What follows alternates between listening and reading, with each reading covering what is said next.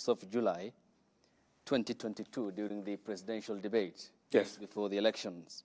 To quote you said, we can limit the taxation on fuel. Take, for example, VAT, which you said, I think we need to rethink about it. That was the UDA presidential candidate. President William Ruto, months later, is proposing to Parliament to raise it to 16%. Why the doublespeak, Mr. President? Thank you very much. Let me start this way, and allow me to give you a bit of context. When I came into office, I did 3 things the first day in my office that I had committed to the people of Kenya. Number 1, I made sure that port operations that were unnecessarily moved from Mombasa were returned. Number 2, I made sure that our police have financial independence. Number 3, I appointed the judges that were supposed to have been appointed, and I committed that I will expand the budget of the judiciary. If you look at the budget this year, we have added an extra 4 billion shillings to the judiciary. When I came into office, I found a huge crisis of fuel.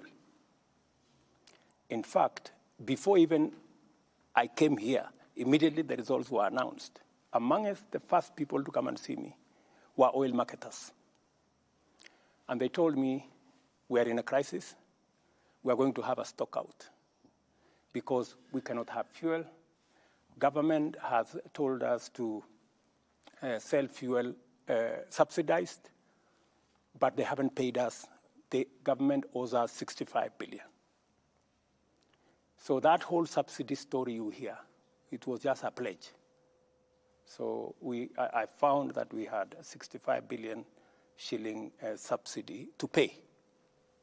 Meanwhile, our financial situation was very bad. And by the way, that subsidy was accumulating at 15 billion shillings every month. I don't know whether you appreciate the magnitude of that. So when I came into office, I looked at it, and the one thing that I did that in retrospect was the right thing, is to have an economic team around me. So we sat down, we went through the numbers, and finally we discovered that there wasn't actually a fuel problem. It was a misdiagnosis. The problem was an economic and much more a dollar problem, because there was fuel that had come, but the oil marketers could not find the dollars to go and buy, because government was maintaining an artificial, rate. So there were 2 parallel rates. There was dollar by government, which said was 120, and there was another, if you really wanted to buy the dollars, you had to go and get it at 128, thereabout. So what did we do? First, we reinstated, because it was not a fuel issue, we reinstated the interbank forex market. What did that do? The spread that was between 12 and 15% has now shrunk to between 2 and 3 shillings, or difference. That is point number 1. Number 2, we went and negotiated for credit on all our petroleum products. So we've negotiated 6 months to ease the pressure on the dollar. In fact, many importers were finding it difficult to get dollars to import raw materials. We have since sorted out that problem. The liquidity around the dollar market has improved. Okay. We've allowed the dollar to find its own level. We are not artificially managing the exchange rate, because managing it artificially costs us money. So we have an issue there. So when I came into office also, I found that we had commitments of 900 billion Kenya shillings on the roads. 900 billion. I have tried to work with the various departments Kera, Kura, Kenha, to try and understand how do we manage this 900 billion. We've tried to cut it down. We've tried to stop some of the roads that have not started. We've died. But we still remain with close to about 680 billion that we have to manage. If I have to complete these roads, I need extra money to do it. And every place I go, I was yesterday in Nyandarua. Communities, people, leaders tell us, we need a road here, Mr. President, we need a road here. Mm-hmm. We need to finish the Mau Mau roads. You need to finish this. You need to do this. We need an extra road. They were even telling me there's a road called Kinamba to some place. So that whole equation changed. But what have I done? I have said, yes, we're going to increase the VAT by 8% for two reasons. Mm-hmm. Number one, because having differential rates, one at 8%, others at 16%, poses a problem, an integrity problem. People use it as a loophole to manipulate numbers, VAT in, VAT out. So the advice that my economic team working with Treasury gave was we must eliminate this loophole that people are exploiting, number one. Number two, this 8% that we are adding is going to give us about 50 billion shillings. Mm-hmm. It will begin to deal with the problem of roads across the country. Okay. But what have I done to balance it out? Because I made a commitment that we need to relook, right? I have removed on the same fuel, as we add 8%, I have removed road 3.5% road development levy from fuel. I have removed 2% of IDF on the same fuel. And to balance it out, because it is the same Kenyan who is going to pay from their pocket, I have removed VAT 8% on gas. And I have removed other taxes that I'm going to explain to you, about 14 other taxes that I have removed to try and even so that we have a balanced budget. Okay. We'll talk about the other taxes as proposed in the finance bill, which will come before Parliament. But you have mentioned that there is a team of economic advisors. Right. David Ndii has been in your campaign team throughout the campaign before the elections. So is the current National Treasury Cabinet Secretary, Professor Njuguna Ndung'u. When you came to the presidential debate and you made the remarks on the 26th of July, which I quoted you verbatim, I think you said majority of taxes that are in that bracket, 15 almost you said, but we need to integrate at least these 15 different types of taxes. Did they not advise you, or you did not take the advice? Precisely, if you heard me clearly, there are many other taxes that we have since removed. So you must look at it in context. Yeah? What my economic team advised that time is that we need to relook at these taxes.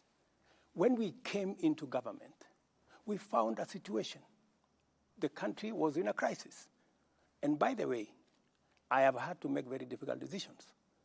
In fact, coming into office, I had to cancel the borrowing of about 300 billion shillings that the intention was to borrow.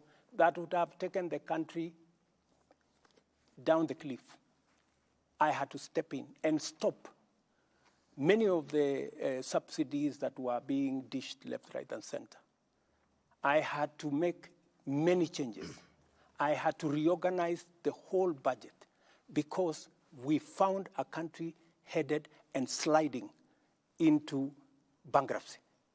And so when you find that kind of situation, you have to deal with the situation with the urgency and with the acuteness of thinking that is required. Okay. Yeah? you don't operate outside a context. So the question that you have asked me, did we remove some? Did we look at the fuel issue? Yes. We said, while it is true that we have a crisis and we have to deal with a pending bill of 700 billion for the roads that we have, while it is also true that we have to look at what additionally we can do, but we need to put a relief on Kenyans. Okay. That's why, apart from, and you know the reason why the tax on the VAT on fuel or petroleum products is much more attractive is because it is spread across all Kenyans. So everybody carries a small bit of it. Okay. But we have also knocked down other taxes from the same fuel. As I have told you, IDF we have taken down, road development levy we've taken it down, and a host of other taxes that we have taken down. Okay. Final question on this. This is an issue, Mr. President, which dates back to 2013 as a condition by the International Monetary Fund, the IMF, in which then the leader of the majority party, the current defense CS who sits in cabinet, Adan Duale, said that the 181 MPs have been convinced by the party leadership, the President Uhuru Kenyatta and his deputy William Ruto, on the rationale of the 8% VAT on petroleum products. He continued, 181 is a very big number and will convince our members.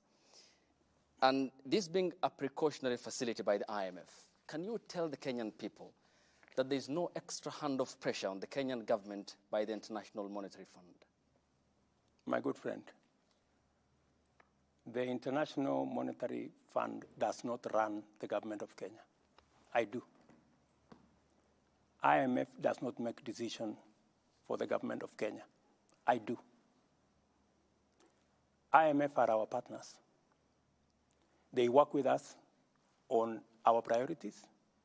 They work with us on our proposals. They support us where they can. They give us advice where they can, but ultimately, we make the decisions ourselves. And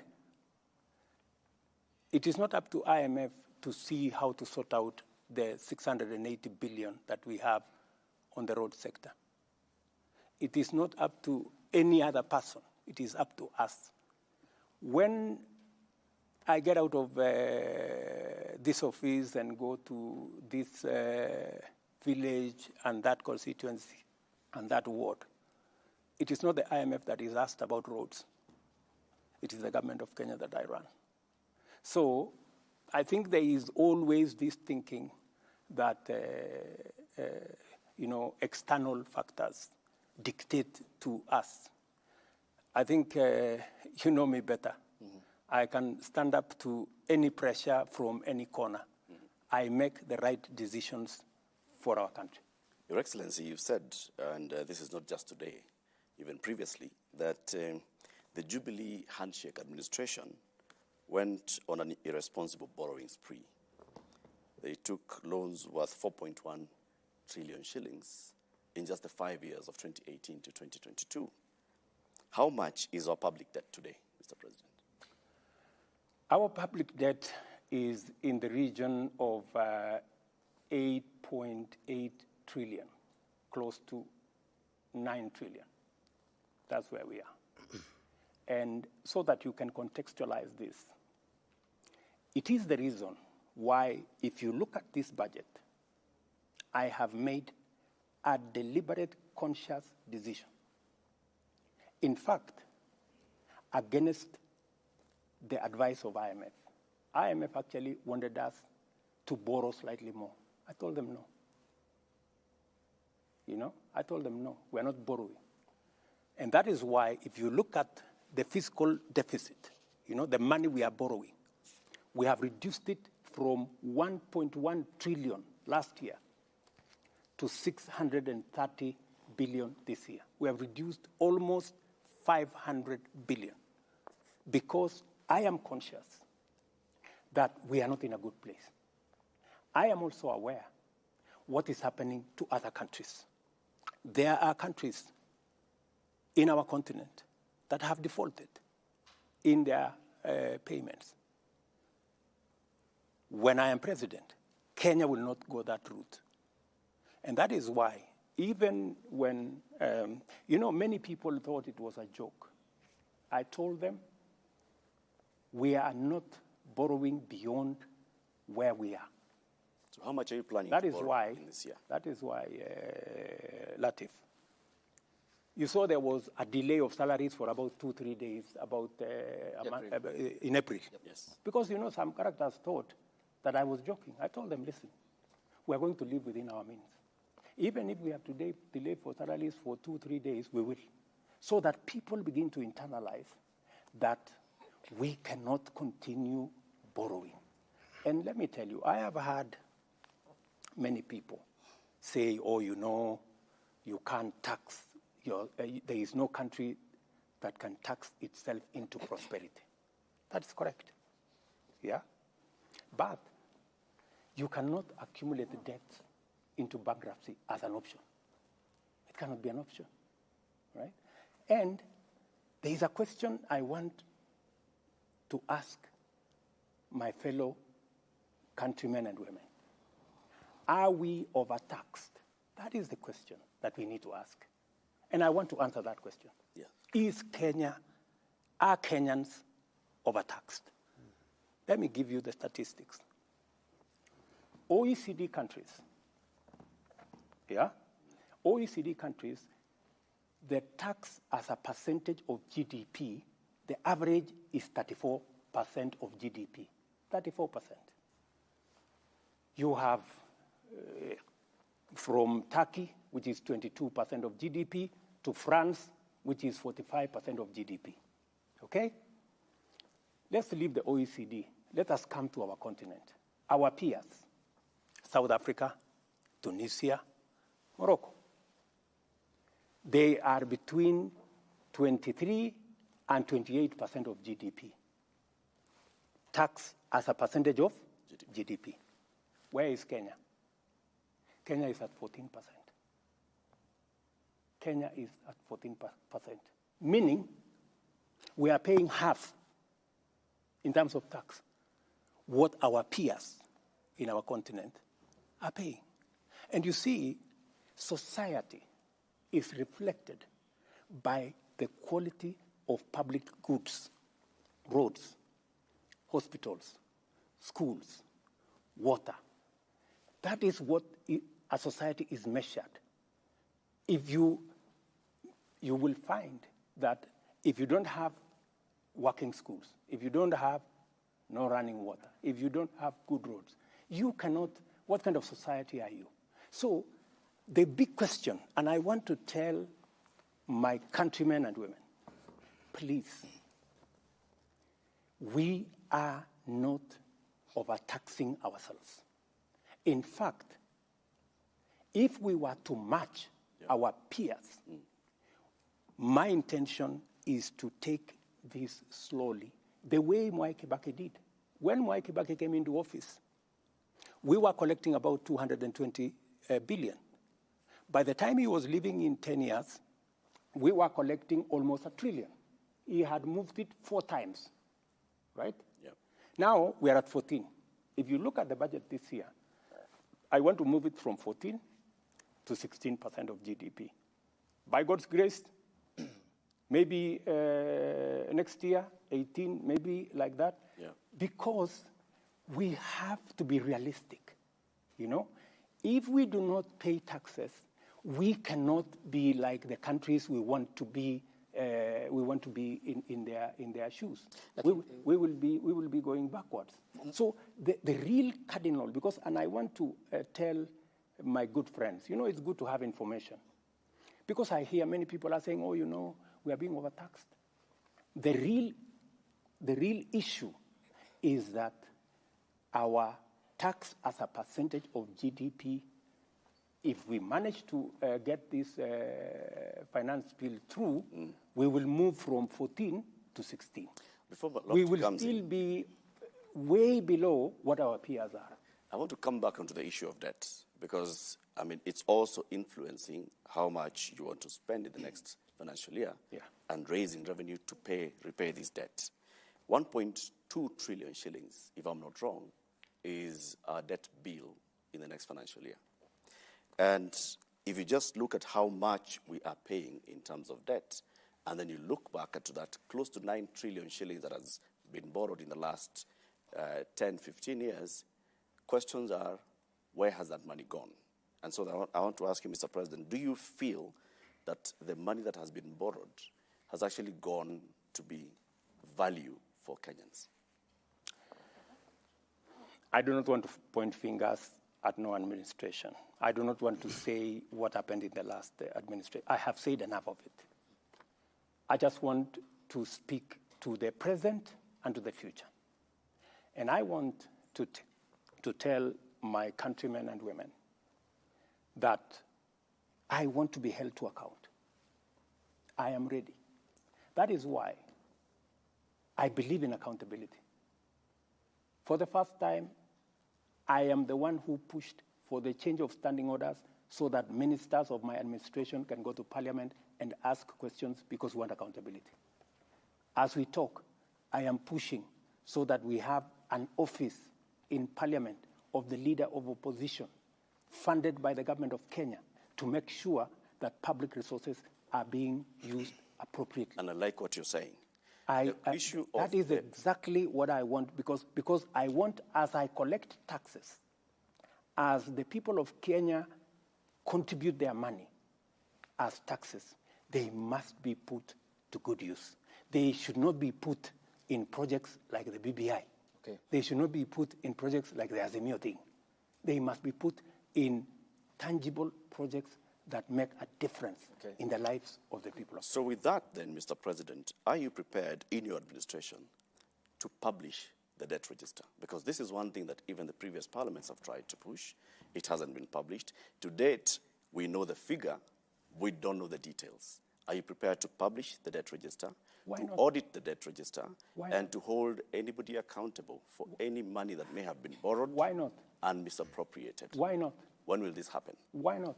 You know, we have, in fact, we already have a bill in Parliament, for purposes of placing on record any borrowing that is done by the government of Kenya. It must be borrowing that is made available so that the people of Kenya who ultimately have to pay must hold government to account, that we are borrowing this money for this purpose, for this purpose, for this purpose. I have explained in this budget the 630 billion which we have to borrow beyond our taxes. I have laid it clearly on how are we going to use it. Where is it going to go? It is not going to go to recurrent budget. It is not going to pay debts. It is going to be invested in production, in making sure that we have fertilizer for our farmers. We have developed the tea value chain, the coffee value chain, leather value chain, textile value chain, edible oil value chain. And if you look at the budget, we have clearly isolated, including making sure that we begin the journey to bring our manufacturing as a percentage of GDP, which went down from 9 to 7, in the next 5 years, I want it to be at 15%. By 2030, I want manufacturing as a percentage of our GDP to be at 20%. That's why we are calling it 20 by 30. That is the trajectory I want us to go. I also want to move our exports. That's why, if you see in this budget, we have many areas where we have imposed taxes. We have imposed taxes on imported fish. We have imposed taxes on imported furniture. We've imposed taxes on imported steel. We have imposed taxes on imported cement because we want to grow our own manufacturing capacity. Because by growing our own manufacturing capacity, we create jobs, we create opportunities for work, and we build our own manufacturing capacity using our own products. So I have, with clarity, I can explain where we are going to put every cent. Okay.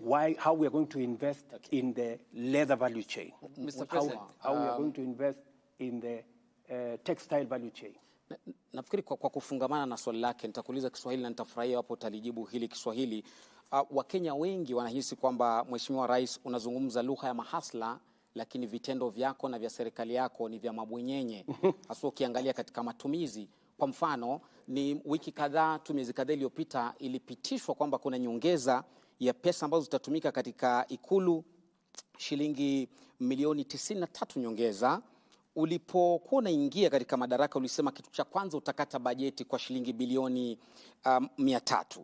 Na hii ilikuwa ni kwamba ujaribu kupunguza matumizi ili Mkenya ambaye ni hasla uliyezungumza kwamba ukiweka Biblia chini tu hivi, ikiwa ni tarehe 11 Septemba mwaka jana kabla uapishwe, utaziba mashimo yote ya makateli na kila kitu kitakuwa shwari. Lakini swali ambalo leo Mkenya anajiuliza ni kwamba hakuna pesa ya kuweza kuwaajiri walimu zaidi, haswa wa shule sekondari junior ambao sasa hivi kuna upungufu wa karibia 1048. Hakuna pesa ya kulipa madaktari kwa wakati ufaao. Kaunti ya mwisho kutaka kugoma ni kaunti ya Kisumu. Hakuna pesa ya kuongeza fedha haswa katika kaunti. Kumbuka kwamba ni maseneta wako katika ambao wanaegemea upande wa Kenya Kwanza waliangusha ule mswada wa kuongeza fedha hadi kufikia shilingi bilioni 407, wakaishukisha hadi 385. Hakuna pesa za hivi, lakini kuna pesa shilingi milioni 459 za kulipa makatibu waandamizi CAS 50 kwa kila mwaka katika serikali yako. Je, unazungumza lugha ya mahasla ama unawapaka mafuta kwa mgongo wa chupa Rais? Sizungumzi lugha ya mahasla peke yake. Natekeleza hii budget. Hii budget unaona hapa ni budget ya mahasla.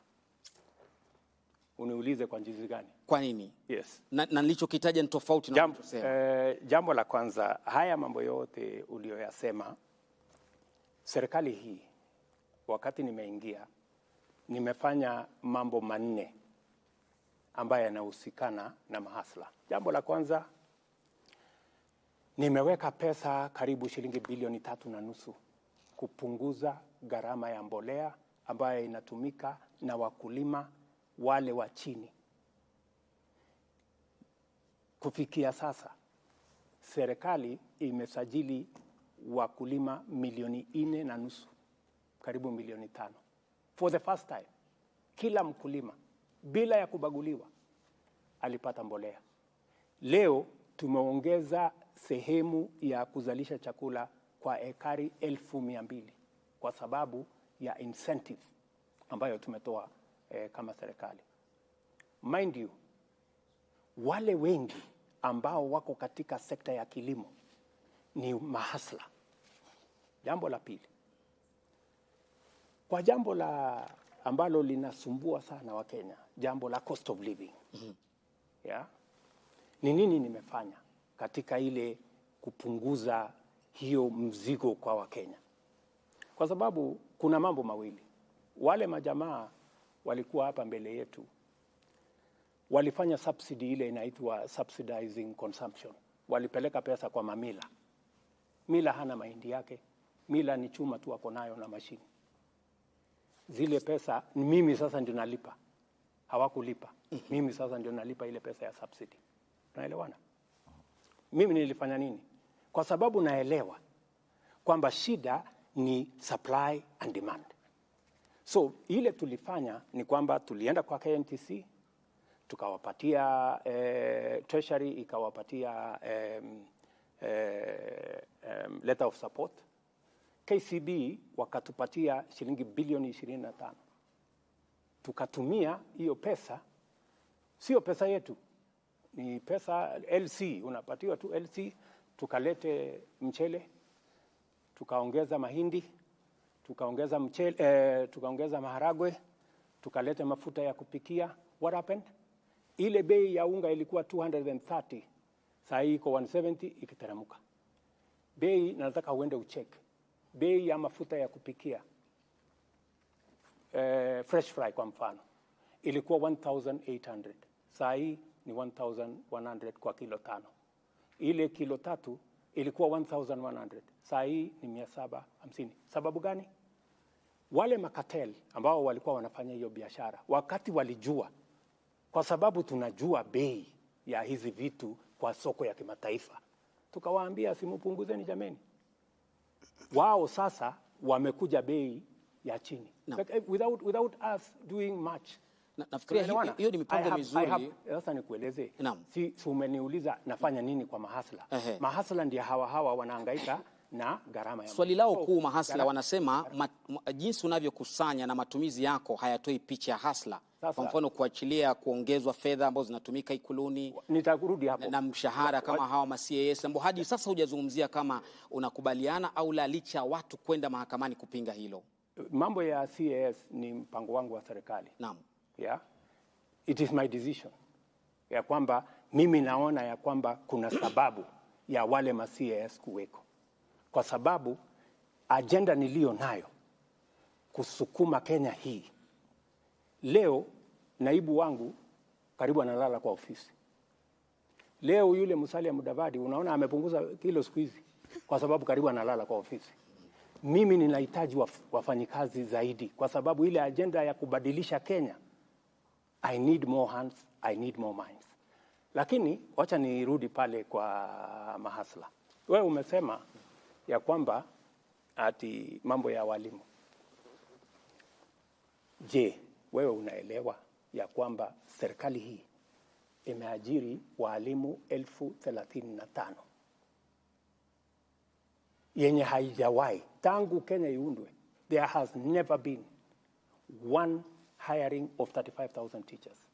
Lakini wanasema bado JSS madarasani hakuna walimu. Ni tamoja sasa wanafunzi waliingia hawajapata walimu hadi sasa. We are hiring another 35,000 next year, next financial year, baada ya hii budget. Kwa sababu mimi naelewa na hii shortage ya walimu, kulikuwa na shortage ya walimu 1,110. Mimi nikichukua wadhifa wa uongozi. At least nimejaribu kupunguza hiyo shortage ya walimu. Hire the biggest number of teachers in Kenya. As I talk to you, vile tumeajiri walimu wa TVET 1,300, tutaajiri baada ya hii budget another 1,700 wawe 3,000. Serikali hii tumesort out mambo ya elimu vipi? Wakati tumechukua usukani, walimu watoto wetu walikuwa wanahangaika, hawajui watafanya mtihani ama watafanya mtihani. Hii junior secondary itakuwa katika secondary school ama itakuwa primary school. We have sorted out that problem. And on top of sorting out that problem, na tumeweka junior secondary school pale katika primary school kwa sababu ingekuwa mzigo mkubwa sana kama pendekezo ya serikali iliyopita kwamba waende katika secondary school, ingekuwa gharama kubwa sana kwa wazazi. Naam. Vile tumeongeza walimu. Juzi, nafikiri wiki moja iliyopita, tumesort out the biggest problem ya mambo ya elimu ya vyuo zetu. The biggest vyuo zetu, nikiongea na wewe saa hizi, karibu zote zinafungwa.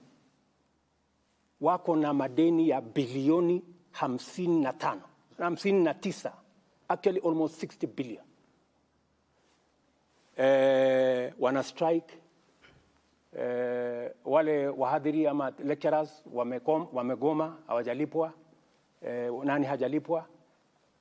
It has taken my administration to sort out, kwa sababu wale wote wamekuwa wakimbia kutoka changamoto hiyo kwa miaka 20. But I want to tell you, we have put our education system now on sound footing. We have sorted out the JS, the junior secondary as a topic by itself. So please, okay, don't mind. all right. Na Mheshimiwa Rais, kidogo ni kurejeshe nyuma kuhusiana na hili swala la mapendekezo yaliomo kwenye ule mswada wa fedha wa mwaka 2023, na kuna hili swala ambalo Wakenya wamekuwa na maswali chungu nzima kuhusiana na mpango wa kutoa 3% kwa ule mpango wa kujenga nyumba za bei nafuu. Wakenya wanauliza ni kwa nini wanalazimishwa, manake wengine wanaona ni kana kwamba wanalazimishwa, pengine hawako tayari kuwa wamiliki wa nyumba. Wengine wanasema ya kwamba hawakuhusishwa kabla ya yale mapendekezo. Na tumeshuhudia miungano mbalimbali ya wafanyikazi ikisema ya kwamba ikiwa mapendekezo hayo yatapitishwa basi kutakuwa na migomo. Ni swali nzuri sana umeniuliza, kwa sababu ni swali ambalo nimekuwa nikingojea kujibu. Nataka Wakenya wanisikize kwa makini. Niko na maswali matatu ambayo sisi kama Wakenya lazima tujiulize. Jambo la kwanza, ni kwa sababu gani watoto wetu, vijana wa taifa letu la Kenya milioni 5 wanahangaika barabarani, wanazunguka madukani, hawana ajira? Swali la kwanza. Swali la pili, ni kwa sababu gani taifa letu la Kenya iko na vitongoji duni, slums, 1141? Wakenya milioni 6, ndugu yangu Abdi, milioni 6 wanaishi katika vitongoji duni. Hakuna maji, hakuna choo, hakuna barabara. Kenya yetu hii milioni 6. Why? Jambo la tatu, ni kwa sababu gani katika taifa letu la Kenya hakuna nyumba mwananchi wa kawaida anaweza kununua? Nyumba yote ile iko bei chini sana, milioni 5. Mortgage 60,000. Wakenya wangapi wanaweza kulipa mortgage ya 60,000? Jambo la 4, wale watu ambao wanafanya kazi, sisi tunaolipwa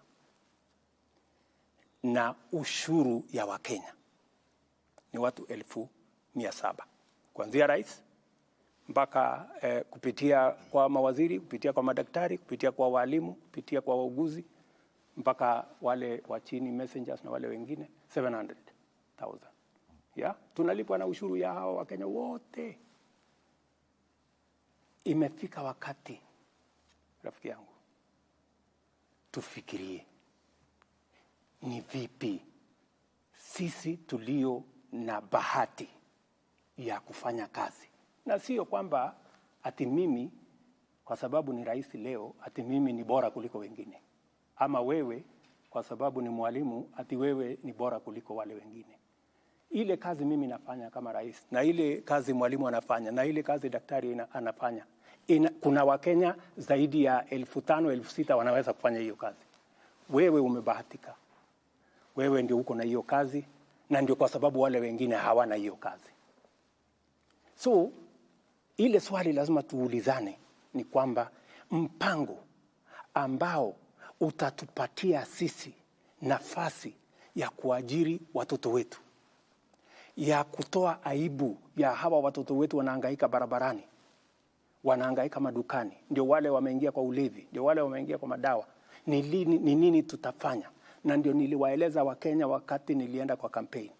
Niliwaambia Wakenya, nchi zingine, China, Singapore, Korea, ile wamefanya, wameweka mipango katika labor intensive infrastructure programs. Many of them wameweka mpango katika mambo ya housing. So hii housing sio nyumba. Naona watu wengi wanasumbuka, sisi hatutaki nyumba bana. Mbona nani alikuambia tunahitaji nyumba? Sio nyumba peke yake ndio tunatafuta kwa hii mpango. Ni kweli nyumba itapatikana, tuondoe wale Wakenya milioni 6.5 wanaishi katika slums. Ni kweli. Lakini wacha tafadhali. Lakini ya muhimu zaidi ni kwamba kila nyumba tunayojenga tunapata ajira ya vijana wetu 5. Kila nyumba. Zile nyumba ambazo tumeweka katika mpango yetu 1 million in the next 5 years. 200,000 every year. Hizo nyumba 200,000 every year itatupatia nafasi ya ajira kati ya vijana 1,000,000 na 2,000,000.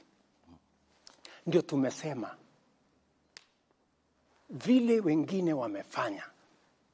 Tunasema kila mfanyikazi atoe 3%. Na sio 3% ya mshahara yako yote. Ile inaitwa basic pay. Mwalimu kwa mfano, basic pay pengine ni 30,000. Sawa?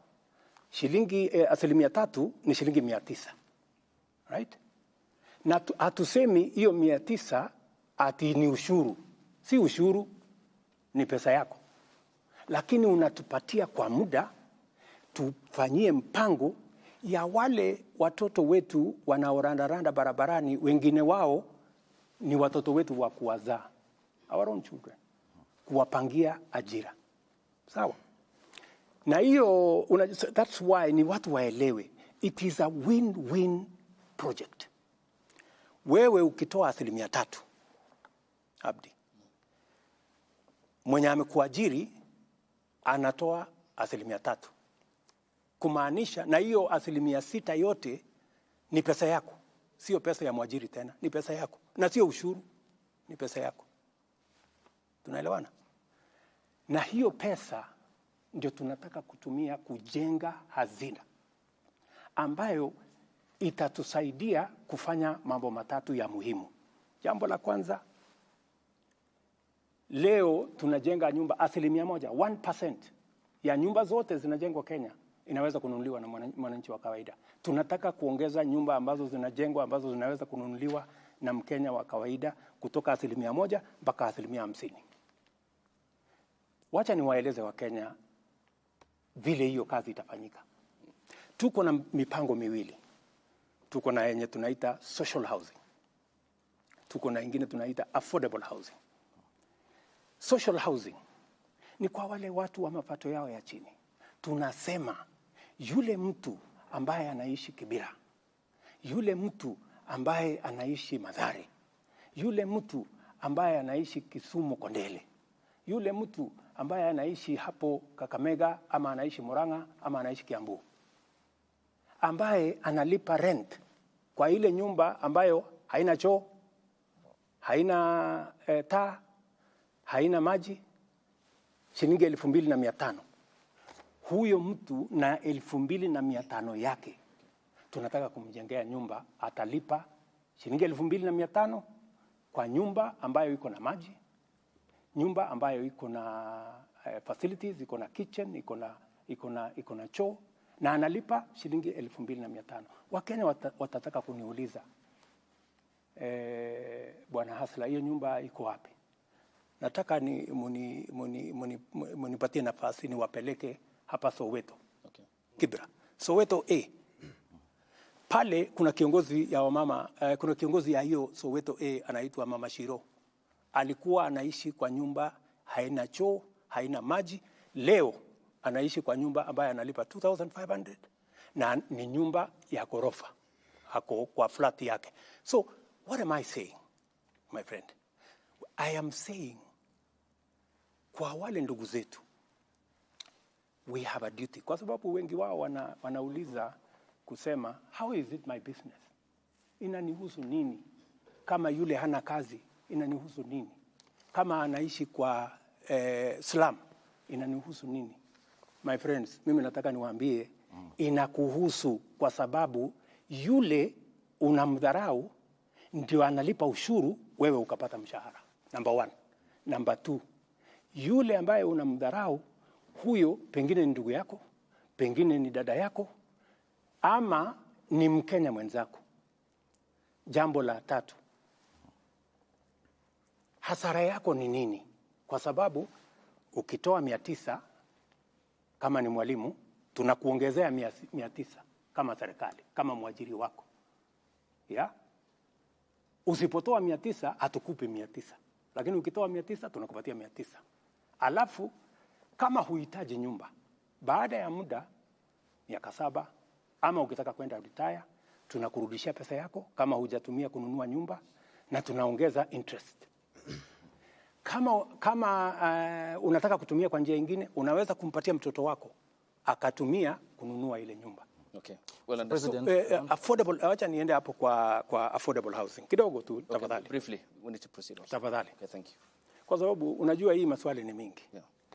Watu wengi wanasema lakini bwana hii sasa hata kama ni 900 si nitachukua miaka 60 ndio niweze kununua nyumba. That is not the case. Hii pesa ambayo unatoa sio ya wewe kununua nyumba. Pale tukishajenga manyumba ya kutosha ambaye wewe unaweza kugharimu kwa ile mshahara yako.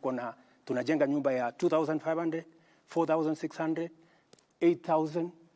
Ile the most expensive house tunajenga ni karibu 12,000, 3-bedroom house. So tunasema hivi, ile pesa ambayo tunaweka pamoja ni kutupatia uwezo ya kuleverage kwa hiyo pesa. Kama ni bilioni 5, tunaweza kuitengeneza kiuchumi iwe mara 5, mara 7, tuweze kuitumia kujenga manyumba. Hii manyumba itatusaidia kwa wale wanaishi katika vitongoji na hata wale wengine wote ambao wanalipa rent. Badala ya kulipa rent, wewe utaingia kwa nyumba ambayo badala ya kulipa rent utalipa mortgage. Okay, Mr. President. Unaelewana? Yep. Wacha nimalizie kidogo. Okay. Huyu jamaa anasema sasa mimi nalipa rent saa hii ya 5,000 na nakatwa 900. Itakuwaje? Kama unaweza kulipa rent 5,000, mbona usilipe mortgage 500 ndio nyumba iko yako? Iko dhambi gani? Na katika hiyo harakati, number 1, umesaidia nchi yako. Umesaidia wale jamaa hawana kazi, lakini wanatusaidia kulipa ushuru, ndio mshahara yetu. Mimi kama rais, na wewe kama daktari, na wewe kama mwalimu, na wewe kama mjumbe, na wewe kama MCA ilipwe. Pia tuwasaidie wapate ajira. Tuwasaidie wapate mahali pa kuishi. Na jambo la 3, tuhakikisha kwamba mashamba yetu ambayo kwa sasa yanakatwa ili wananchi waishi, we start to consolidate our position kama townships. In any case, statistics show, my brothers and sisters, that the future is urban. By 2050, 68% of people will be living in towns. So we have a choice. Are they coming to live in slums when they come to, because they will come? Okay. Or are they going to live in decent houses? Thank you. Mr. President. And if they are going to live in decent houses, we have to engage in this win-win program. Okay, in Mr. this program, just allow me 1 minute. In this program, because it is very important to me, and it is very important to every Kenyan, and I want every Kenyan to understand why they have to contribute 3% of their salary. It is not that it is a tax. It is your money, my good people. Okay. And we are going to double that money using your employer. And you are going to get that money with interest. And you are going to support us. You are going to help us to employ the millions of young people, including your sons and daughters, in give them time for the questions now. Okay. And Mr. President, you have a very ambitious plan. Thank you. The housing plan. My question is, you're saying that those lucky enough to secure jobs will be contributing to this fund so that you cushion the most vulnerable in the society. We have millions of jobless Kenyans out there. Don't you think theirs could be an earning problem and not a saving problem? Because now, if you say theirs is an earning problem, yes, not a saving problem. So even if you make these houses very, very affordable, some of them cannot even afford that 2,500. And then my question too on that, if I'm already paying for mortgage, why should I be forced to contribute to the fund? Very good question. If you are paying a mortgage, nothing stops you as somebody who is employed. Yeah? Number 1, contributing to this fund. Because it is not a tax. It is your money. What you are doing, you are playing your patriotic duty. Because out there, we have millions of young people who get out of school every year. It is our responsibility, me and you. Why is it our responsibility? Because they are the taxpayers that end up paying our salaries, right? And it is our duty also to see how we can help them in a small way. And you have said correctly that their problem is employment. Precisely. That's why I'm saying these 5 million characters, our children, getting out of school. Don't you think it is a decent thing? Don't you think it is the right thing to participate in an exercise that helps our country, our young people, instead of engaging in crime, in abuse of drugs, to be part, to get a job? By the way, in the last 8 months, 8 months, I have launched the construction of 36,000 housing units in Kenya. Yeah? I went to Homa Bay. Last Friday, I was in South B here at the Bellevue, where they are building, I think, 2,000-something houses. I will be going to Makongeni, hopefully in the next maybe 3-4 weeks or 1 month, to launch another 30,000 houses. The 36,000 units, there are close to 100,000 young people today working in those sites. Engineers, quantity surveyors, plumbers, electricians, carpenters, masons, all manner of people, including the women who sell food. Okay. It is a whole ecosystem. I was very amazed in South B. A group of women were saying, sisi tunaitwa protein. Sisi ndio tutakuwa tunauza chakula hapa. Bwana President, tunataka uhakikisha kwamba hii watu wasilete watu wengine. Because you see, it is a whole ecosystem. And I want to ask my countrymen and women, those of us who are employed, please, let us not hold in contempt those who don't have jobs or those who are not. You say it's not a tax. It is not a tax. What is it? It is a contribution you are making, because if it was a tax, tax, it goes one way. You never get it. This is not a tax. Okay, because it is your money. Okay, why then, Mr. President, if it's not a tax, if that bill hypothetically say is passed by the National Assembly, it's legally binding? Yeah, of course. It's not a tax, you said. It is not a tax. Why would I contribute? And if I don't want? That's what the law says.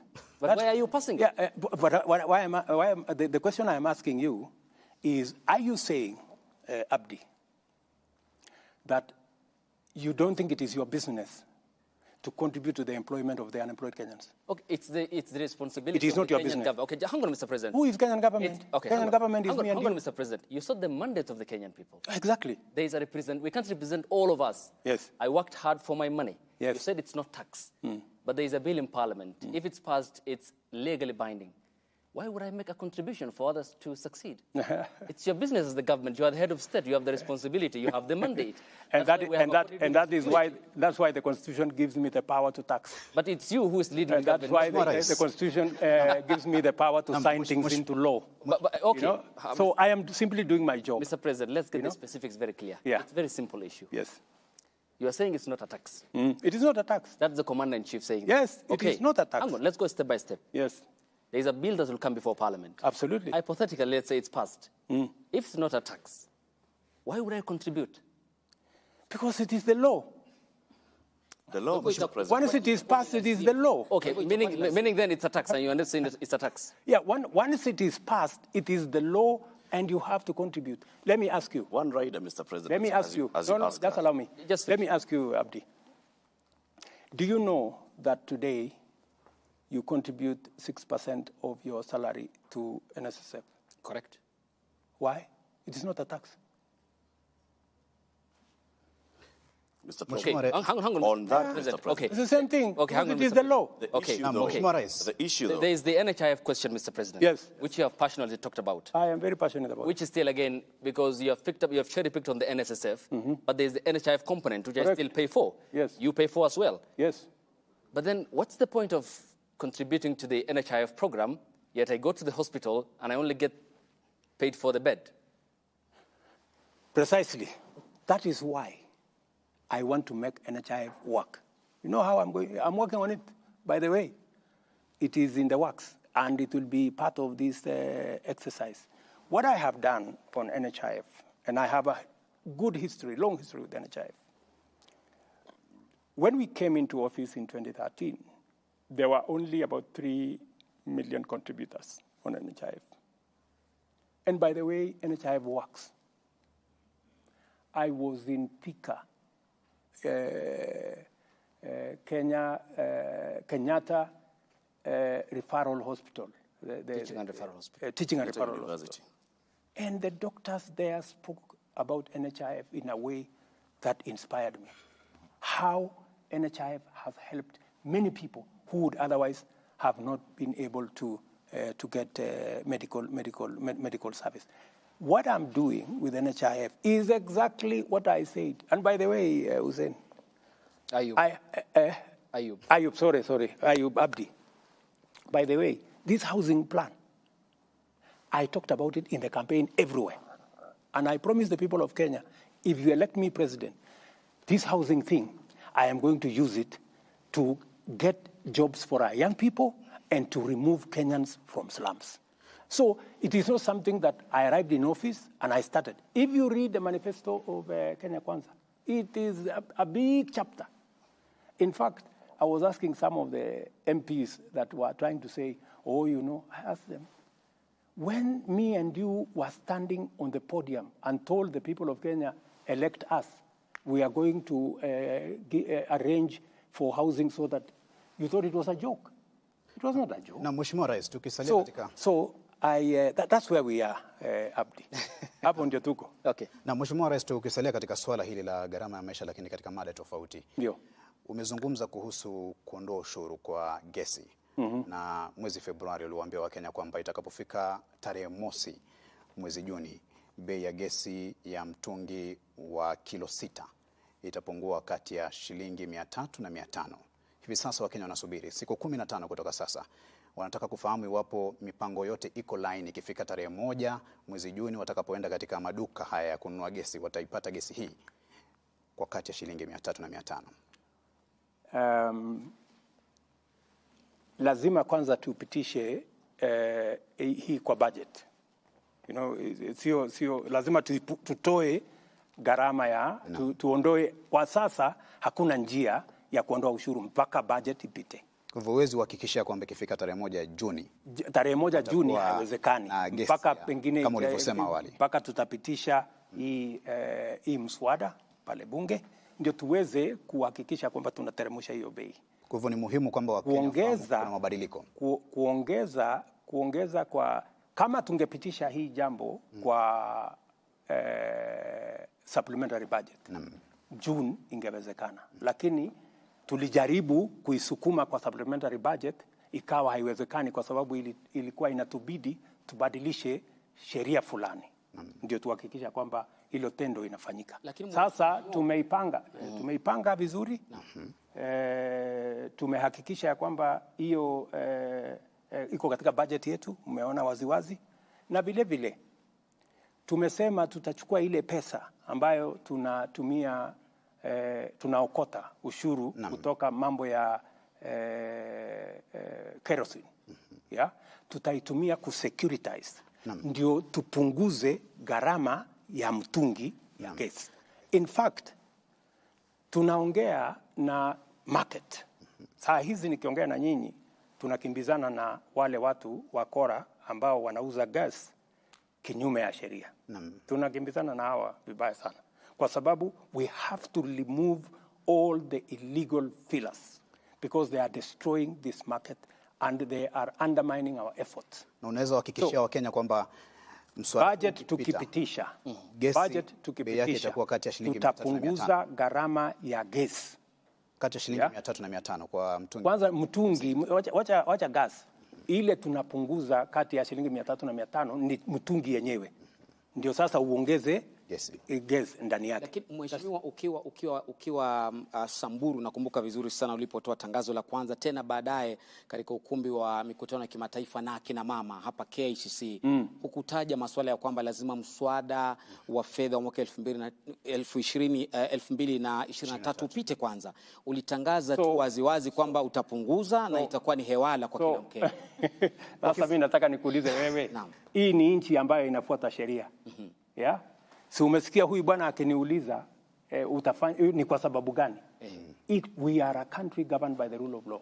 Nimekueleza kama tungepitisha hiyo mswada kutumia supplementary budget mwezi wa 6 ingewezekana. Lakini kwa sababu hatukupitisha, tutapitisha sasa katika budget yenyewe. Baada ya hapo hiyo gesi itapatikana. Kutokana na mabadiliko haya utaomba Wakenya radhi? Kwa nini? Ambao walikuwa wanategemea kwamba ikifika kwa nini? Wewe ndio uko na shida na mimi. Wakenya hawana shida. Okay, Mr. President, let's finish up on this. I'd like us to move to the next issue, Mr. President. Thank you very much. We've spent quite a bit of time on the first topic. Yes. Because, of course, it's the hot topic in the country. Let's go to another hot topic, Mr. President. And this is on the matter of security and religious matters. Lofty. Shukran sana. Mheshimiwa Rais, swali la kwanza kuhusiana na masuala ya usalama wa taifa ni kiazi moto na donda ndugu ambalo limechipuka katika eneo la Malindi kule Shakahola katika msitu ule wa Chakama. Kufikia sasa ama kufikia jana, tangazo lilotolewa ni kwamba iliripotiwa Wakenya 610 hivi hawajulikani waliko. Wakenya 201 na zaidi wamefariki, wengi wao wakiwa ni watoto. Na swala hili si geni ama halikuchipuka tu mwezi jana ambapo wanahabari walitangaza, lakini mhusika mkuu ambaye ni Paul Mackenzie alipoondoka Furunzi Malindi kuelekea Shakahola ulikuwa mwaka 2019. Mwaka 2020 Mheshimiwa Rais, mwaka 2021 serikali kimya, mwaka 2023 hadi wanahabari walipotangaza, na maafa ndio haya.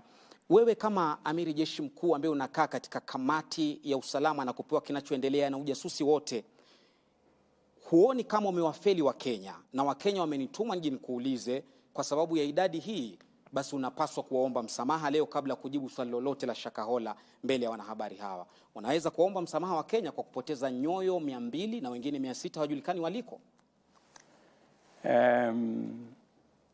Pale kuna utepetevu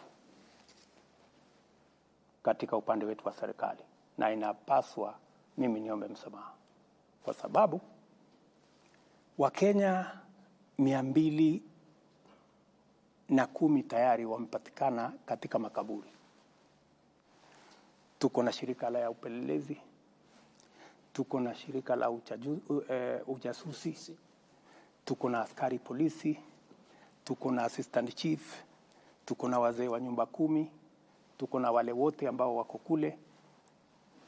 Hapo kumetokea makosa, na siwezi kusema ya kwamba kuna vile tunaweza kukwepa lawama. Tuko na makosa, na kwa sababu kuna makosa, ni vizuri tuwaombe Wakenya msamaha kwamba jambo hili lilitendeka tukiwa na serikali. Nikishasema hivyo, huyu bwana Mackenzie na wenzake alishajulikana kwamba kuna jambo lenye dosari anafanya. Ameshikwa akapelekwa kotini, kotini ikamwachilia. Ameshikwa tena akapelekwa kotini, kotini wamemwachilia.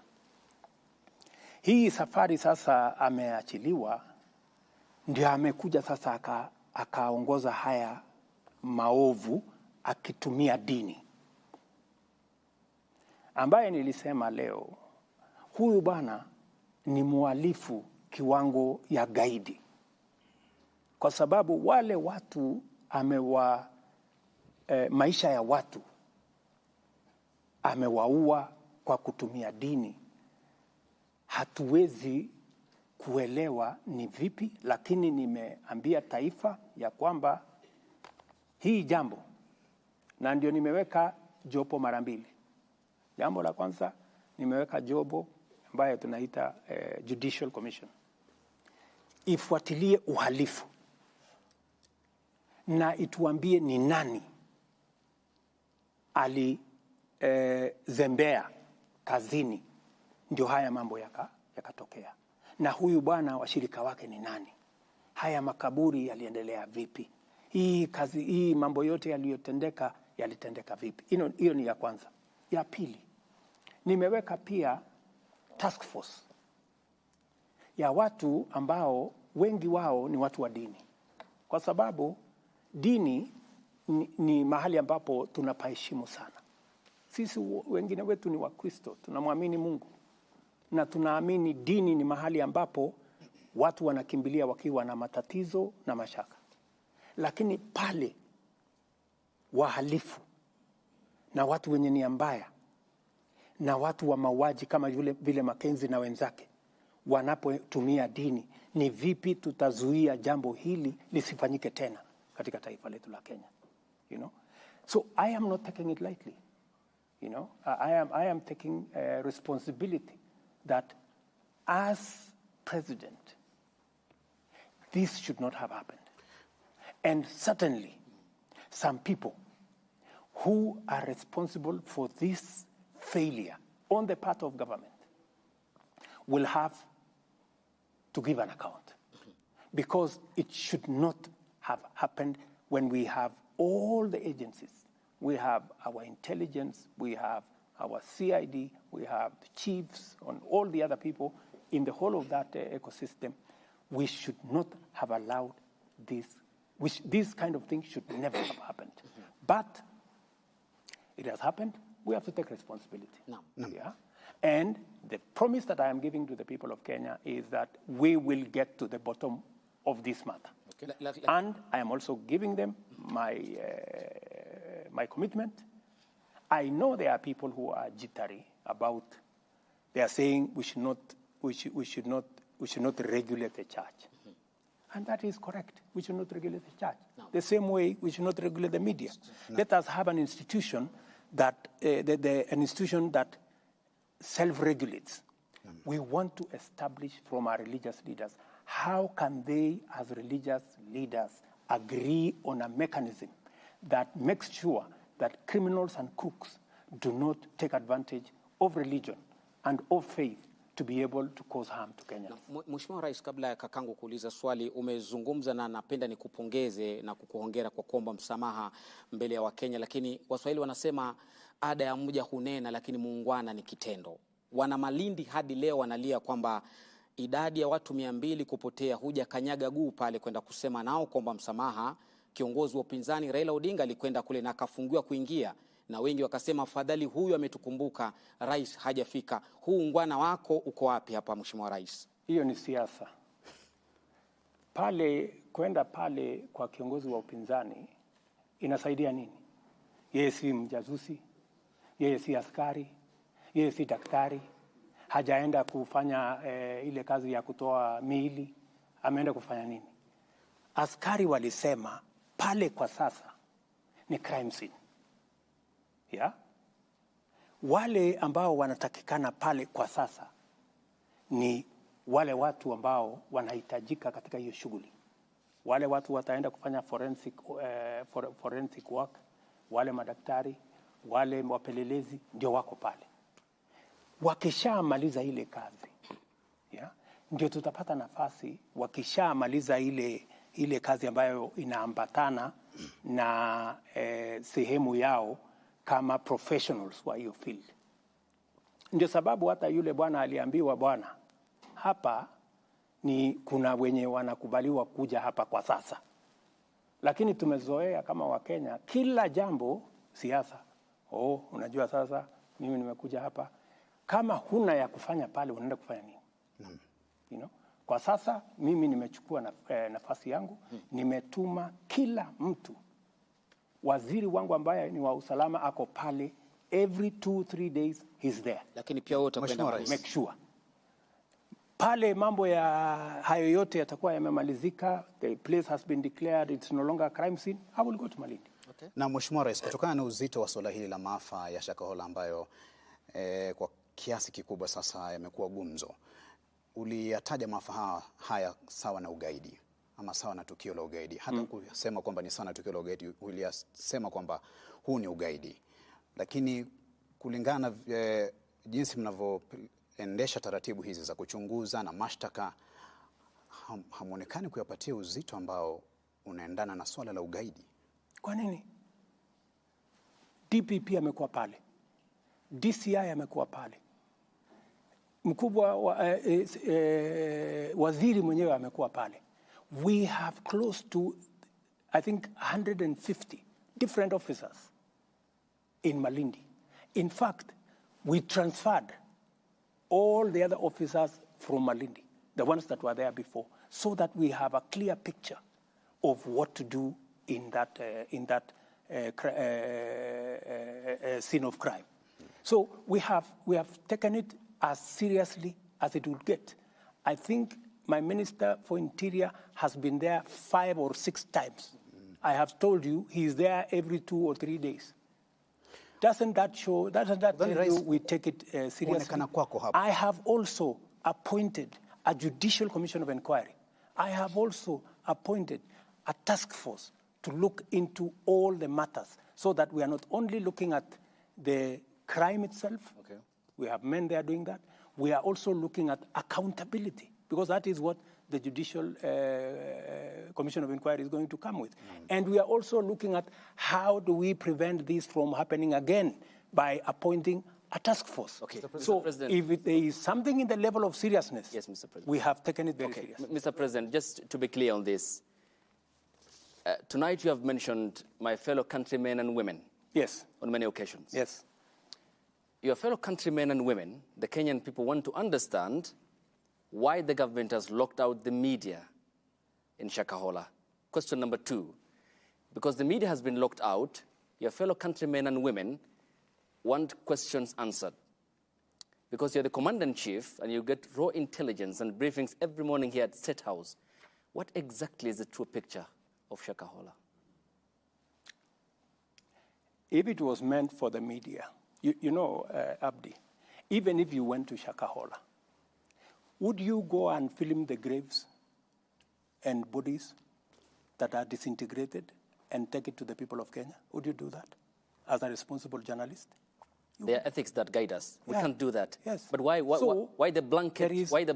There is absolutely media blackout? There is absolutely the scene that is there is not a scene to report. Yeah? The scene that is there is not a scene to report. And my friend, what would be there to hide about graves and dead people? Surely. Tell us the true picture now. Because you get the intelligence, isn't it? I get the intelligence. And you label yourself as But do you know why there is intelligence? Yes. There is intelligence because there is a limit as to how far you can go with intelligence. If intelligence was meant for the media, it wouldn't be intelligence. Okay, not the media per se. It's the Kenyan people want answers. But you are the media. Hang on, Mr. President. There is a way I am going to communicate to the Kenyan people when the time comes. It's through us, the professionals in the media. That's why here we are tonight. You speak to the Kenyan people about a raft of issues. Now, the Kenyan people want to understand the concerns that they have about Shakahola. Can't you tell them, the sovereign people of the Republic of Kenya, about the truth? When the time comes for me to speak about Shakahola, I will to the people of Kenya. When is that going to be? As it is, the people of Kenya will get information from the officers on the ground to the extent that that information can be shared. But it is not fair and it is not right, Abdi, for you to tell me that I come and broadcast intelligence information. You know that's not possible, probably, even if you try how. Mr. President, I just want to ask you this. You receive intelligence briefs, like my colleague Ayub says. We've seen people in this country being profiled on the basis of their religion. I have to ask you this, Mr. President, and I'm sure Kenyans would want to know. You've admitted that there was some complacency from security organs. Had this been done by another denomination, would we be talking about the same thing? Yes, we would. I have always refused the blanket condemnation of any religion. That is why when, for example, Alamin Kimathi was profiled and taken to as a terrorist and taken to Uganda, I am the one who went to speak to Museveni because I know Alamin Kimathi. And it is me going to talk to him. And Alamin Kimathi is a Muslim. I received him here at the airport after he was released. Because we must not allow, the same way I will not also agree that this incident is used against all the churches and all the religion. We must treat this, as I say today, as a terrorist, as a criminal, and he bears individual responsibility. But beyond that, because the name of religion has been used. That's why I have taken the extra step to ask religious leaders. We do not want another incident of this nature. So let us speak to ourselves. Let the church, let the religious bodies, let the Muslims sit down as religious leaders and come up with a self-regulation mechanism, the same way you guys in the media have a self-regulation mechanism, so that you avoid, because there are rogue journalists. True or not true? Yes, they are. They extort money, they do what, and they are reported to the Media Council, your organization, and their steps are taken, right? So we're asking that should be from where I sit, but I am waiting for their recommendation. If they tell me there is a different way of doing it, I will look at it. That's why. Rais, pengine uzungumze na Mkenya, manake hili ni swala ambalo tulishuhudia wakati ambapo watu walikuwa wakiokolewa pale. Kuna wale hata walikuwa wanakataa, wanasema ya kwamba wanataka kuniua, kumaanisha ya kwamba swala la dini na siasa ni mojawapo yale masuala ambayo yanafahamika kama emotive issues. Zungumza tu na Mkenya kuhusiana na umuhimu wa kuwa macho zaidi anapofuata hata dini fulani. Nataka niwaeleze ndugu zangu wa Kenya, tafadhali tuwe waangalifu. Kuna mafundisho ambayo yanaelekea mahali ambapo si pazuri. Ukisikia dini inaanza kusema usiende hospitali, usipeleke watoto wako shule, sijui dunia inaisha, sijui miezi 6, sijui miezi 2, ujue pale kuna kasoro. Ukisikia mtu anakuambia uza mali yako upeleke pesa kwake ndio upate sijui barabara gani ya kwenda sijui mahali gani, kuzimu sijui mbinguni, yeah? Lazima tuwe waangalifu, so that as the citizens of the Republic of Kenya, it is very, very important for us to know that radicalization of whatever nature, radicalization in terrorism, radicalization using religion, radicalization using politics is dangerous, because it leads people to make irrational decisions. And we must always be careful. Right. And that is why I have said, because this incident is serious, I would want to listen to religious leaders, religious professionals, to tell us, how do we make sure that Kenyans, innocent Kenyans, are not radicalized using pulpits or religious doctrine? Because what the likes of Mackenzie are doing is what Al-Shabaab are doing. One using the Bible, the other one using the Quran. And we must deal with that situation because it is a real situation, and we must deal with it. Mr. President, just as we wrap this up, you've admitted that, yes, there was complacency. 600 people missing. That's a huge number. Someone somewhere must have known. What degree of complacency are we talking about? And are we going to see heads rolling? Oh, yeah, because, and that is why I have a judicial, because the Judicial Commission of Inquiry will put people to account. The chief will have to account. The intelligence officer will have to account. The CID officer will have to account. Or the whole chain has to account. So people will be held to account, because this is not a simple matter. Thank you, sir. I want to take us back to, an issue that is of great public importance and interest, and this is with regards to the cost of living. Like you said, this is a hot issue, a hot potato issue. You have said, and you've been saying this recently, that before you took office, the cost of unga was at a certain price, beyond 200 bob. And since then, it has actually been coming down, and it's come down to the latest figure I heard you mention yesterday was about 170 shillings. Where is this 170 bob unga? And what specific interventions of your government are you crediting for that? What did we do? To sort out the cost of living issue, there are two things. Increase production. That's why we're working with the farmers to increase production. We're supporting farmers with fertilizer, seeds, And as I told you, 200,000 additional acres of land have been put into production. So that's number one. Number two, increased supply at the moment. That is why we have imported close to 250,000 tons of maize. We have imported about 75,000 tons of rice. We have imported, I don't know the numbers, maybe 40,000, because I even had to speak to the Prime Minister of Ethiopia because they had some beans. We have had to import about 100,000 tons of cooking oil. These are the interventions different from my former friends who went and gave money to millers and spent 8 billion shillings. To import all this maize, it is not going to cost us anything because we are just increasing the supply, cost for cost, right? As at the end of April, we on the short term, we will have to increase supply through importation. On the long term, we will increase supply using production. That is how to deal with the cost of living. And by the way, I spoke about it with clarity during the campaigns. I promised the people of Kenya we are going to reduce the cost of fertilizer. I have reduced it from 7,000 to 3,500. I'm on the current, not on the future, not on the now. I'm telling you now. On the 27th fertilizer at the moment. The Cabinet Secretary for Agriculture was meeting with the people that he had given license to import. And he was reading them the Riot Act. He said, as of now, I am not even sure which of you has imported the maize and who hasn't.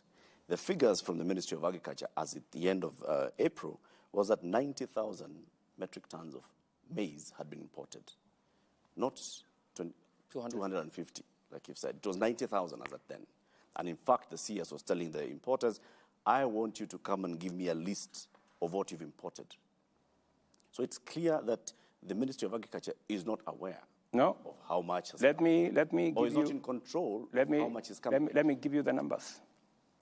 The Ministry of Agriculture gave importers. When I realized that the importers were not getting very far, I looked for millers and I sat with them here. I told them, you are the people in this business. Can you reach out to your suppliers whenever you don't have? That's how the Ministry of Agriculture brought in the millers. It was because of that frustration, because the people that had been given the license to import failed to import. So we had to take the second queue. And I want to tell you, we have very patriotic millers, who have worked with us now. They have imported, the one I know directly, 100,000 metric tons. They have on the way another 100,000 metric tons. I don't know how far since those numbers were released the ministry has gone with the other millers, with the other importers. So we had to use a double-pronged approach because when you find that one is not working, you have to think. How much more do you need to do to bring the price below 150 to 100? That you cannot in the short term. No, there is no short term. You cannot do it on short term. You have to be realistic because the cost of maize worldwide, because of the dollar situation, is high. The only sure way, my good friend Latif, the only sure way to reduce the cost of living, to reduce the cost of food, is through production. And production, he has a question. Yes, tell me about. Well, Mr. President, there's a survey that was done by the Central Bank of Kenya that shows only 29% of farmers have received the government-subsidized fertilizer. We're talking about over 70% of Kenyan farmers who've not been able to get the subsidized fertilizer. We also have issues of decentralization. Some farmers have to travel for long distances. For instance, from, let's say, Embu all the way to Kitale, fertilizer. That's not true. My friend, that's not true. It is true. It is true. No. There is no farmer from Embu that goes to Kitale. Please, Eric, please. No. Your story is fake. It's not true. Mr. President, though, 70% of farmers are yet to get the government-subsidized fertilizer. What do you make of that? That statistic is wrong. Yeah. I have the numbers. How many? And I monitor the numbers. By, I think yesterday, actually I have it on my phone. I monitor every day. It is on an app. It is not possible for anybody to lie to me. What percentage are you talking about? By yesterday, we had done 2.7 million. Yeah?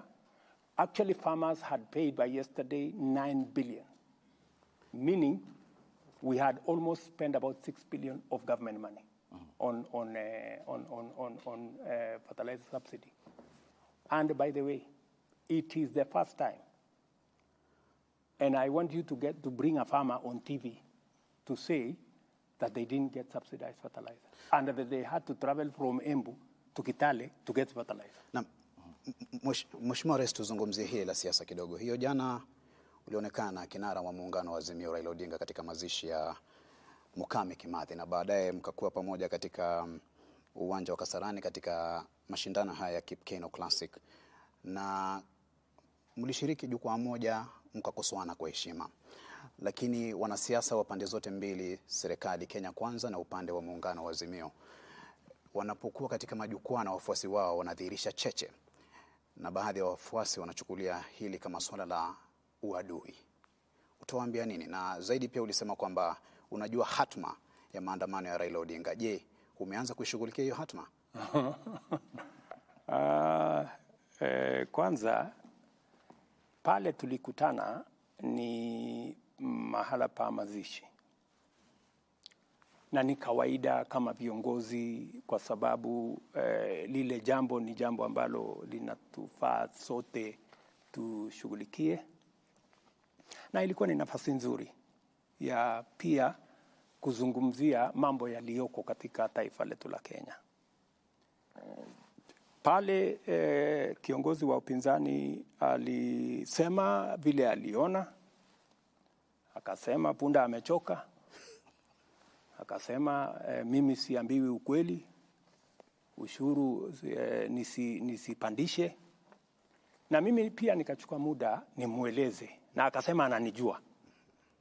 Na ni kweli, kwa sababu nimefanya kazi na yeye, tulikuwa pamoja katika chama. Pia nikachukua hiyo nafasi kusema pia vile ananijua na mimi namuelewa.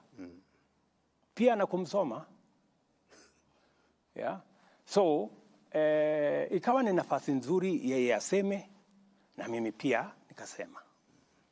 Na pale pia nilipata nafasi ya kueleza wananchi wa Kenya kwamba hili propaganda, serikali hii tu kazi yake ni kuongeza ushuru, Nikamweleza tumepunguza ushuru zaidi ya ile tumeongeza.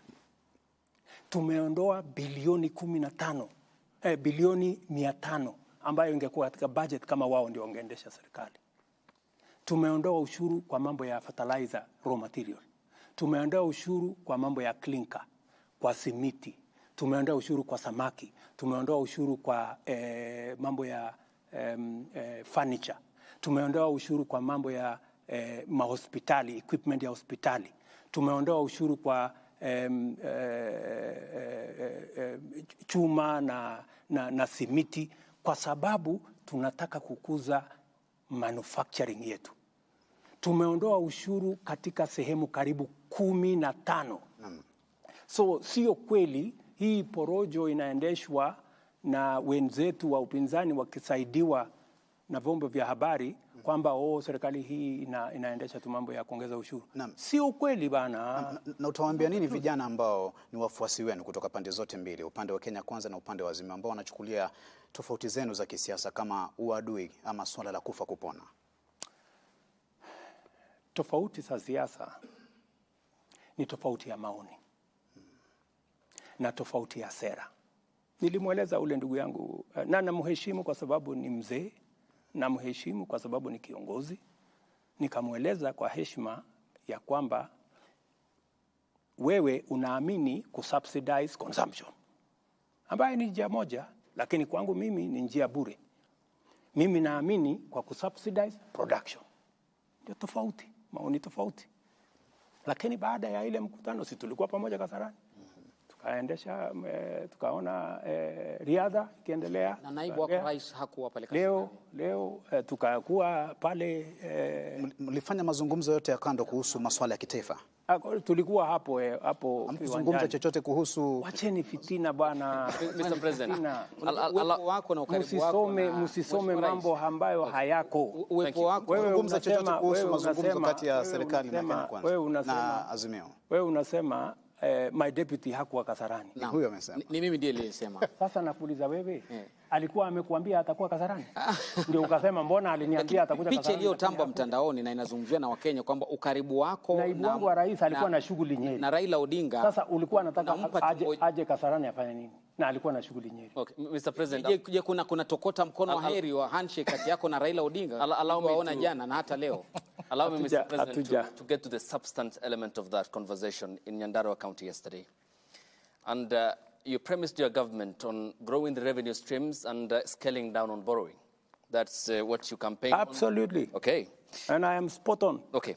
Allow me to quote this Treasury data, which shows between October and April, that is last year until April the previous month. Treasury data shows that the new administration, the Kenya Kwanza administration, tapped into loans worth 425 billion Kenya shillings, which is more than 434.6 billion that the Jubilee government borrowed in the same period when it came to power in 2013. You are therefore above by what Uhuru borrowed at the same period by 17.4 billion Kenya shillings. Why the contradictory position? It's not contradictory. Why borrow more? The budget, my friend, we are using is Uhuru's budget. The budget you will hold me to account is the one we are discussing. You know, when you have a budget in place, even if you came into office today, unless you go to Parliament to change the way the budget is funded, you can't. They had budgeted to borrow in that budget. They had budgeted to borrow 1.1 trillion. I came using the supplementary budget. I cut it down by 300 billion, right? But you see, the train had left the station. So the borrowing was more because in the budget that was read and passed by Parliament, it was meant to be more. All I did is that it wasn't as big as they had anticipated. They had actually wanted to borrow 1.1 trillion. Your Excellency, which I cut down. Budget deficit, as at June last year, for the current financial year, the budget deficit that had been approved by Parliament was 833 billion shillings. Of course, the Uhuru administration was there. That was a false number, because when we came into office, we found that they had not factored about 130 billion of pending bills. They had not factored almost 90 billion that was meant to be given to counties. They were hiding figures. And that is why I want to run a transparent government. I want to run a government that's accountable. I want my minister and my administration to be asked questions. And that is why I believe in accountability, and I want an opposition that will hold the government to account. And that is why I am against the handshake. Because in a handshake situation, there is no accountability. That is how a government can hide borrowing the way it was hidden in the last budget. What then will you tell the people? If I look at just the figures of the deficits and how much it keeps fluctuating, at the beginning of a financial year, there is what the National Treasury takes to Parliament, and it's approved as a budget and a deficit. And if I look throughout the year, it always gets adjusted halfway through or midway through the year. 2014-2015, the approved deficit was 417 billion shillings. By the end of the financial year, it had risen to 533 billion shillings, a jump of 28%. If I just go into another one, 2018-2019, the approved deficit was 608 billion shillings. It jumped to 734, 21% jump in deficit. This time, you're going to Parliament seeking a deficit of 664 billion shillings and saying, I want to borrow and stay within this. Are you telling the people of Kenya that the Kenya Kwanza administration in the first year will not go back to Parliament and seek to borrow more than 664 billion? Let me first explain why when government says we are going to have this deficit, sometimes they have to borrow more because what they had anticipated to collect, they could not collect. Correct. That's why collection is very important, number one. Number two, sometimes the measures they want to use to raise the revenue, sometimes they don't pass in Parliament. So if a certain measure that was supposed to raise 20 billion does not pass, then you have 20 billion short. Then you have to borrow to cover that 20 billion. So that's why sometimes it has to change. I want to tell you, I will do my very best, by God's grace. If Parliament approves my budget the way it is, I will, to the extent possible, make sure that I live to the commitment I have made to make this budget, the deficit, to come down from the current 5.7 to 4.4. And I want to move it further next year. I have said we are better off, building our own resources, using our own taxes. And I have told the people of Kenya, let us be honest to ourselves. We are not overtaxing ourselves. Our taxes are 16% of GDP. Our peers, South Africa, Tunisia, Morocco, and the others, they are at 22, 25, 28% of GDP. If we have to measure up our public goods, if we have to build the roads, if we have to get our education up to standard, if we have to get our health and water and all the other public goods up to standard, we have to pay taxes. We have to agree which areas, can we stimulate so that we do more manufacturing, we do more value addition. By the way, part of the reason why we are in this hole is because our manufacturing came down, from 9% of GDP to 7. I want to move it to 15. By the way, our exports as a percentage of GDP came down from 28% 8 years ago to 10% this year. We just stopped exporting. That's why, if you look at the budget this year, we have introduced export and investment promotion levy on goods that can be manufactured in Kenya. Whether it is cement, we have enough capacity to manufacture. Whether it is clinker, we have enough to manufacture. Furniture, steel. Where we have enough capacity to manufacture responsibly as a country, we must stop importation. We must from Kenya. That is why, if you look at my whole budget, I am doing two things. Where we cannot avoid, we raise taxes that are paid by the majority of Kenyans, like VAT on fuel.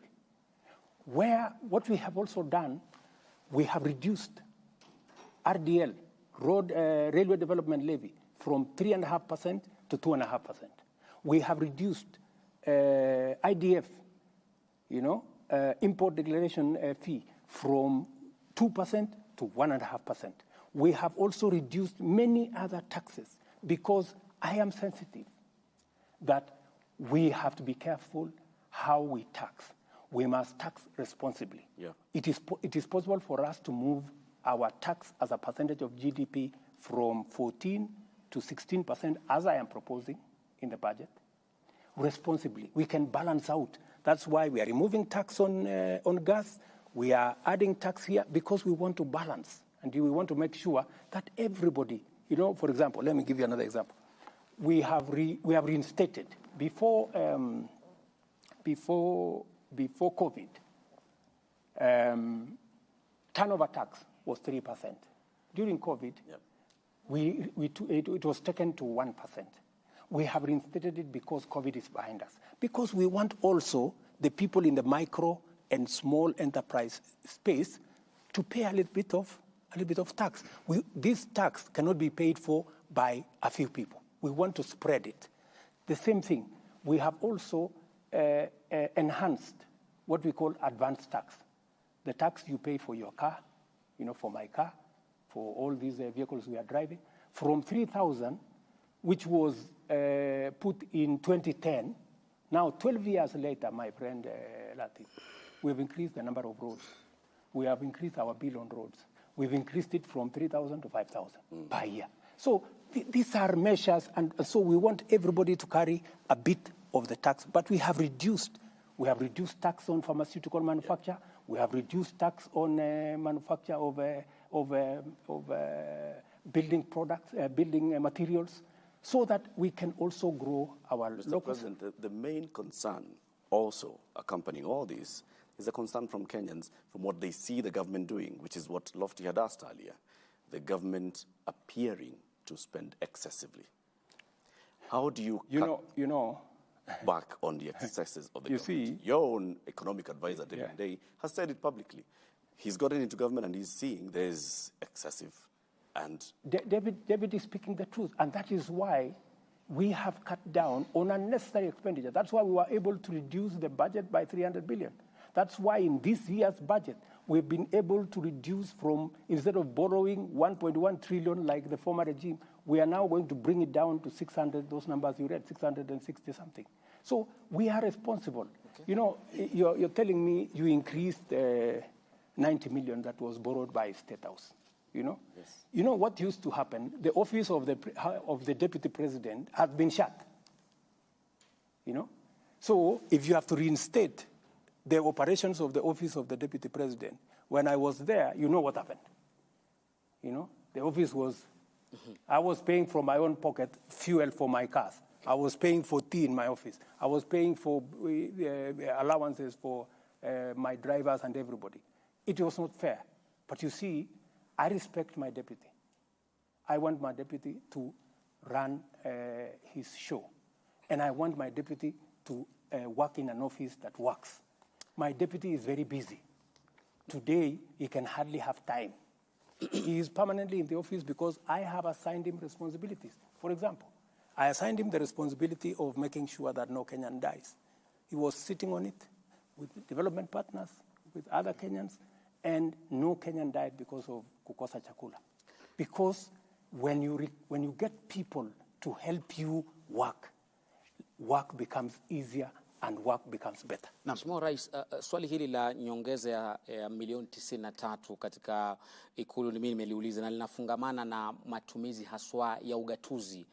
Na Wakenya wamejiuliza, haswa Wakenya wa matabaka ya chini na pia viongozi haswa maseneta katika mrengo wa upinzani, kwamba je, Rais, wewe ni adui wa ugatuzi ama unaunga mkono ugatuzi, ikitegemewa kwamba ni maseneta wako ambao waliangusha pendekezo hili la tume ya mgao wa ushuru CRA kuongeza mgao hadi bilioni 4.7 wakapitisha naam 407.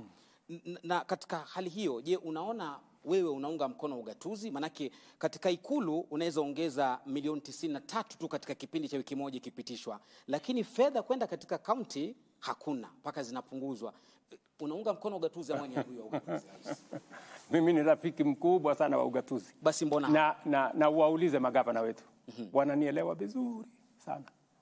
Na nataka nikueleze, nilizungumza na magavana wetu, nikawaambia, my friends, siwezi nikaenda nikakopa tukuje tugawane. Hapana, hiyo siwezi kufanya. Hivyo ndio tulikuwa tunataka tufanye. Hapana. Nikawaambia tugawane ile ushuru tumeokota. Ile ya kuenda kwa sababu mwaka uliopita iliisha mwaka kama tuko na deni ya karibu bilioni 90 pesa ya makaunti. Mimi ndio nimekuja kuilipia. Na ni kwa sababu tulijidanganya, tukawaambia tutawapatia pesa kiasi hii. Haikupatikana hiyo pesa. Ikabidi ivuke iende mwaka unaofuata.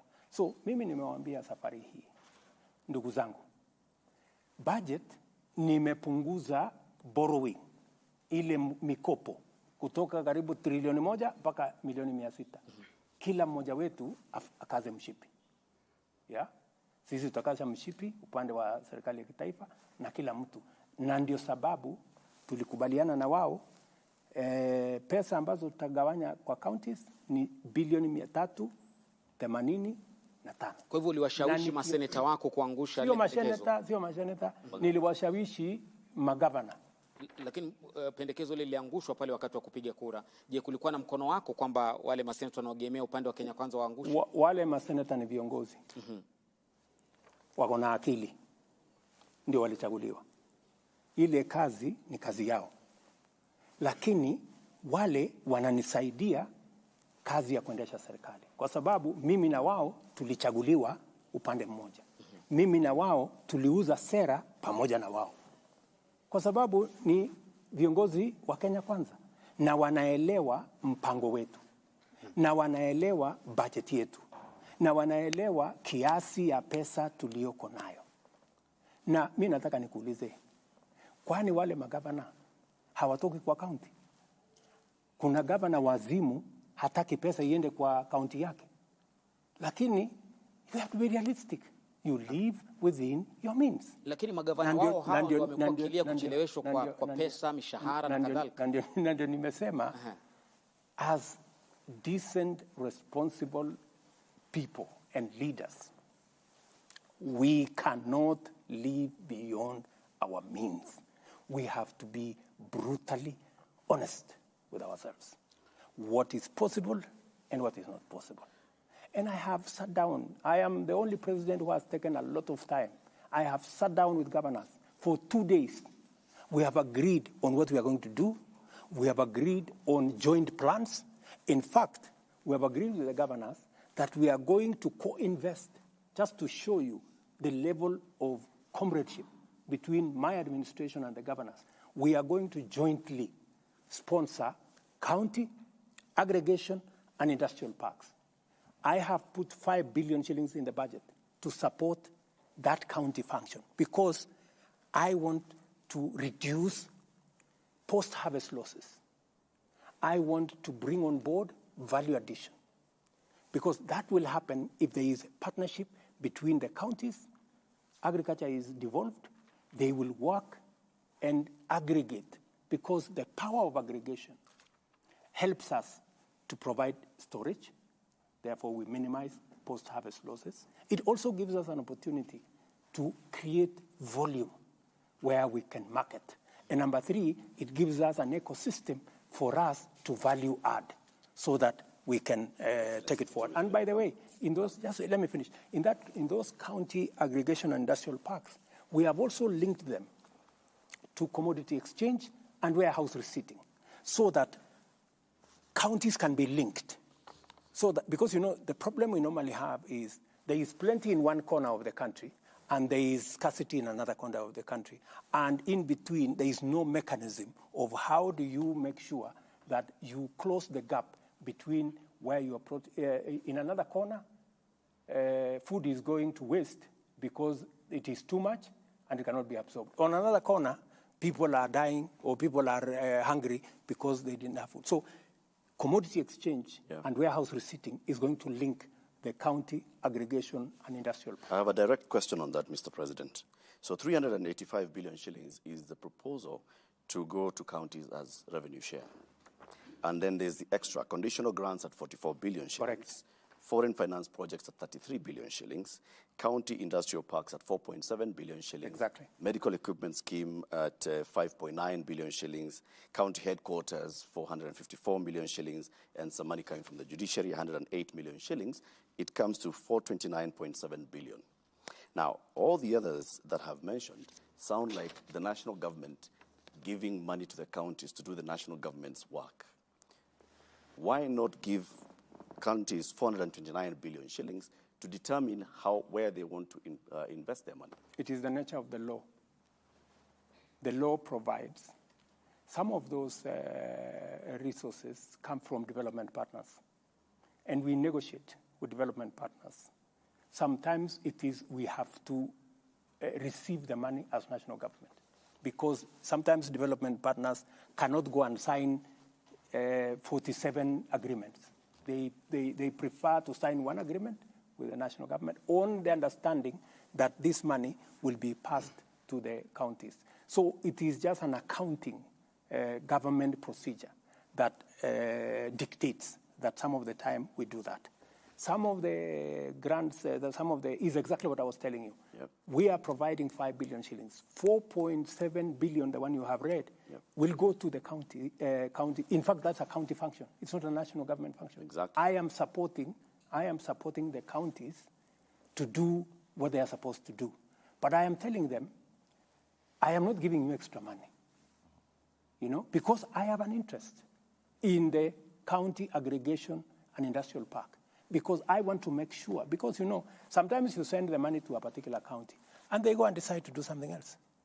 They go pay salary, they go for a trip to where, so that we don't want. They are accountable. They are accountable. They Precisely. have their own means of accountability. Precisely. You should not be determining what they do with the money. Send the money to them. The Senate will discuss the county allocation of revenue Latif, and pass it. That's not how it works. According to the formula by CRA, the money goes to the county. That's not how it works. Why do you want, Mr. President, the national government to determine what projects are going to be done by functions that are devolved? We have already agreed in advance. We have already agreed. And by the way, I was here with the chair, Anne Waiguru, and her deputy, the governor of Wajir. Day before yesterday, I think, I was here with them. And they came for us to agree what is the procurement model of that particular exercise. And I told them the county will procure. Let the county, every county should procure the county aggregation, how it is going to be built. All we have agreed with them. The same way we agreed on the design of all our Tibet institutions. We have agreed on one design for the county aggregation. For what purpose? Number one, for standardization. Number two, to avoid another architect going to charge Sijui 20 million because they have gone to some place. And so we are approving one generic design. And that is the design that is used everywhere. We have done it with Tibet. It's very successful. Number three, we have also agreed for purposes of accountability how much it's going to cost. We have done a BQ so that somebody does not go and sit somewhere in Kisumu or in Eldoret or in somewhere and say, this thing has cost 600, 700 million. We know the cost. So we have agreed ahead of time. This is going to be the cost. You procure. This is the BQ. This is the design. There is no other cost. Okay. Mheshimiwa Rais, tukisalia kwenye hili swala la ugatuzi na utendakazi wake, sekta ya afya imekuwa ikikumbwa na changamoto mbalimbali na wengi wanauliza, je, sekta ya afya kweli iko salama mikononi mwa serikali za kaunti? Mimi ninaamini kabisa katika uwezo wa makaunti kusimamia sekta ya afya. Kuna watu wengi wako na msukumo kwamba sekta ya afya irudishwe kwenye national government. Mimi siamini kabisa, kwa sababu mimi nimeona tofauti mkubwa tangu mambo ya afya iwe devolved. Madaktari wameajiriwa, wauguzi, nurses, clinical officers, equipment, ujenzi. So mimi ninaamini kabisa ya kwamba sekta hiyo ya afya imekuwa bora katika mikono ya county governments. Pale kidogo tuko na matatizo, kwa sababu lazima tuseme ni kwamba tuko na matatizo kidogo na wauguzi wenyewe, madaktari na wale manases, na tumekubaliana vile hilo jambo tutalitatua. Na nurses and doctors, they have some legitimate concern. Not actually some, they have legitimate concerns. Ya mambo ya promotion, mambo ya training, na pia counties wako na legitimate reasons. And that is why tumekubaliana na county governments. Tumeketi chini, tukasema we are going to operationalize part of the law that was not operationalized on human resource that is going to help us jointly with county governments to work on the human resource element. How are we going to make sure that the doctors are trained? When they go on training, what happens? Because counties wanatuambia madaktari 10-20 wameenda training miaka 4. bado wanapata mshahara katika county. Kwa hivyo hawawezi kuajiri daktari mwingine miaka 3 miaka 4. So lazima hapo pia tuketi chini, ni vipi ni wakienda katika training, nani atagharamia hiyo training? Tuko tayari kama national government kujadiliana, tutafanya mgao hapo katikati, tutakubaliana ni vipi, na mimi niko na imani ya kwamba tutakubaliana, kwa sababu we have an interest in doctors being trained. We have an interest in counties being able to provide service. So we must strike a balance. That has been the issue. But to tell you, my dear sister, I am very, I have full confidence, let me say, in the ability of counties to discharge the responsibility of health. Na Mheshimiwa Rais, kuna sekta hii muhimu ambayo pia inataka tuiangazie katika mazungumzo. Just one minute, tafadhali. Sawa sawa. Pia, just to show you how well we are working with the counties, because I believe that reasonable people can arrive at a consensus. We have also agreed with the counties that we are going to have a new paradigm in the delivery of health, that we are going to reduce on curative, we are going to enhance on promotive, and on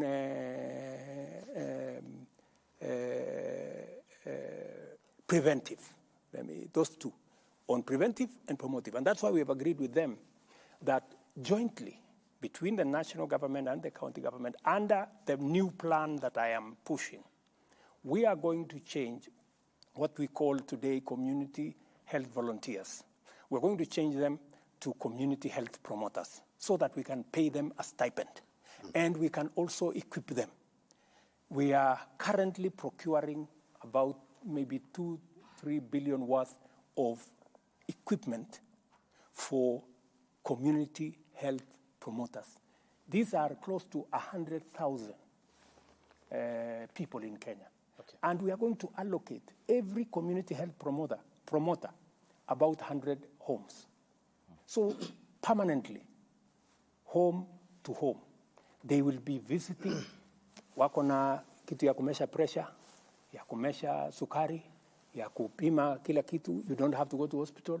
Na mambo ataanza kukueleza hapa kuna matatizo. Okay. Tafadhali enda hospitali, enda pale dispensary. Okay, so we are changing, and I am very happy with the partnership we have with the county. Excellency, in relation to that, and my colleague will come in on another note, there is a brewing scandal at the Kenya Medical Supplies Agency, KEMSA. And this is in relation to the bungling of the Global Fund, which is about 3.7 billion Kenya shillings. We understand that the donors are unhappy because of the flaws in the procurement process. And there seems to be systemic corruption that we aren't talking about. And to an extent, you mentioned that during your campaigns of the scandal at the KEMSA, which is the Kenya Medical Supplies Agency. What then will your government do? Because you have talked about the hospitals, the facilities, and the personnel, but there needs to be the medication that will come from this agency. How will you address the problem of corruption at KEMSA? Watch this space. What you have said is correct. So, and I am doing something about it. I don't want to speak about it now. We'll see results then? Yes, you will see results. Mr. President, I want to give you my commitment. I will clean up KEMSA. Whatever it takes. Mr. President, whatever it costs, I will clean it up. Related to that, what is your philosophy really about corruption in the country? Do you think it's a big problem?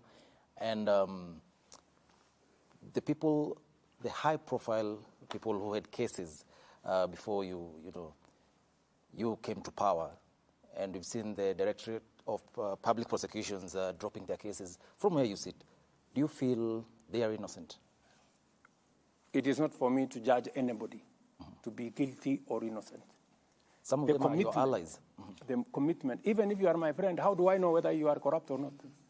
You know, even if you are my ally.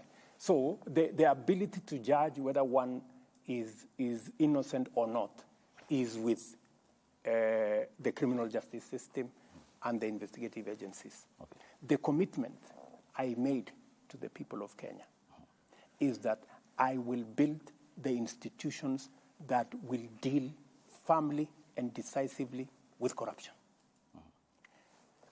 It is not going to go away in one day. We will have to put up a real fight. And as I do it at a personal level, we have to support the institutions that will help us deal with it as a way of ensuring sustainability. That is why I said the financial independence of the DCI, of the police, of the investigative agencies must get out of the office of the president. Let them run their budget, investigate whoever they want. And I have been very clear to the DPP, I have been very clear to my friends at EACC not to call me on any matter. And I also promised them I will not call them on any matter. Let them prosecute everybody that they want to prosecute. There were days that because somebody is senior or the president has to be informed, I told them I don't want to be informed. If somebody has been found guilty of anything, they should be dealt with in accordance with the law. Let me also tell you, it is the same reason that I am enhancing the budget for the judiciary, because I want the judiciary to appropriate their responsibility and mandate to deal with corruption firmly, decisively, but also in a timely manner, so that we don't have corruption cases running for 3, 4, 5, 10 years. They must be dealt with expeditiously. And that is the clarity that I have made to the judiciary, that we respect their independence. The Chief Justice is free to call me whenever she has called me a few times to discuss with me. She wants additional charges. I pushed to Parliament that let us have an additional 70 charges. Parliament went and reduced it to, I think, 50, which is okay. It's a good start, because I think we need more men and women in the judiciary to adjudicate on all cases, including corruption cases. She came to me about the budget. We came and discussed with her the areas they wanted in the budget. They wanted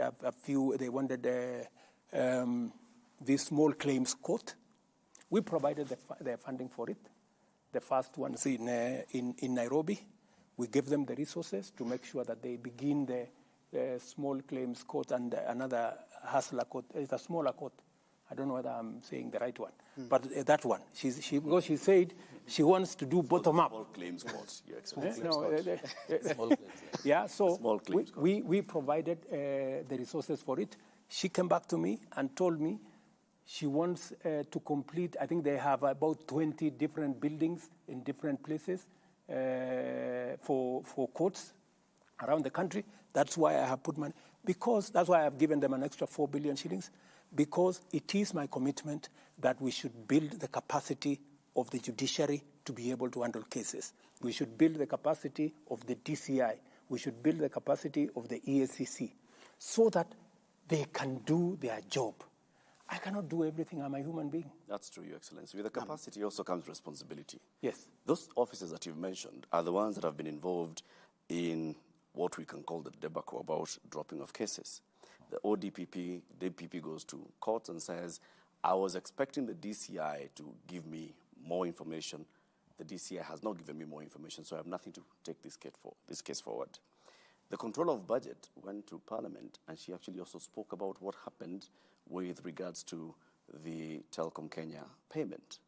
Now, these are officers who they're independent constitutionally, but they have sworn an oath of office on how to do their job. Do you think they ought to take responsibility for these actions, for taking somebody to court over 8 years, no prosecution proceeds, and then a case is dropped on account of, I do not have evidence? They are the best placed to answer those questions. And they should answer those questions. I mean, if you've taken somebody to court for 8 years, and then you actually did not have a case against them, it was orchestrated, it was malicious, you have something to answer, Because my understanding, from what I have seen in the courts, is that there are people who have been taken to court, and the cases have never moved. from day one. The cases have never made even a step. And it is the reason why I asked Kinoti to resign and leave. Because he was involved in the exercise of politicizing the criminal justice system. Is that sufficient? Which is unacceptable to me. Which is unacceptable to me. So, and you can ask Mr. Amin. You can ask the new IG. He rarely receives a call from me on anything because I want them to do their job. My friend, I have a job to do here. I wake up early, I sleep late. I don't have time to go and do the job of a policeman. Mheshimiwa Rais, I don't have to go and do the job of a judge. Let them also do it. Naomba nilete swali lake karibu na wewe. Wakati wa maandamano ya Azimio wiki ya pili, wiki ya kwanza haswa, kuna wajumbe 5 wa Azimio ambao walikamatwa, akiwemo seneta wa Kilifi Stewart Madzayo, mbunge wa Malindi Amina Munyazi, mbunge wa Kilifi Kusini Ken Chonga, Opiyo Wandayi na wengineo.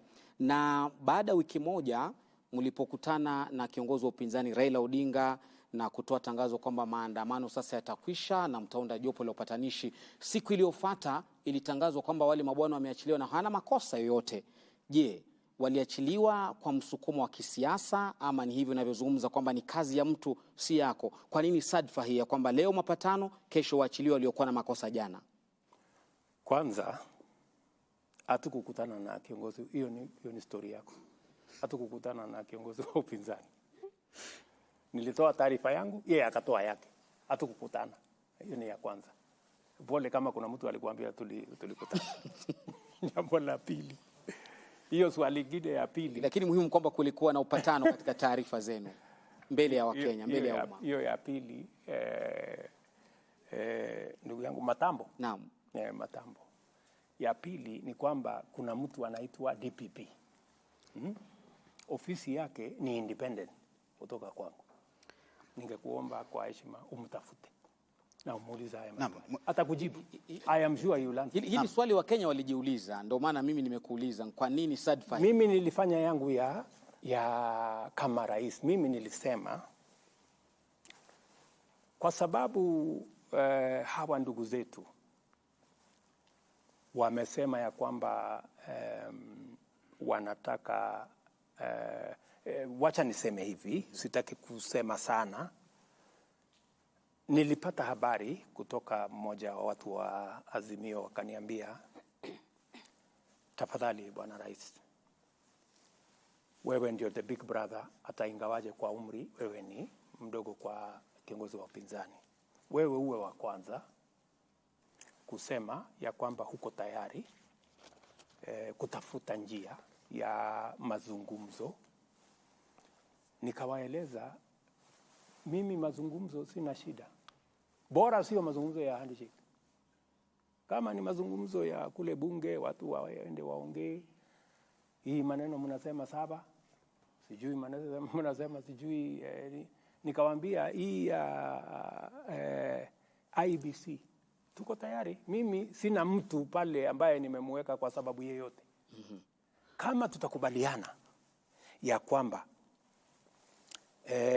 Public Service Commission haifai kutoa mtu ama political parties haifai kutoa mtu, tubadilishe sheria, mseme mnataka nani atoe huyo mtu ambaye atakuwa katika hiyo panel. Me, I have no problem, I have no interest. I did not select even one person.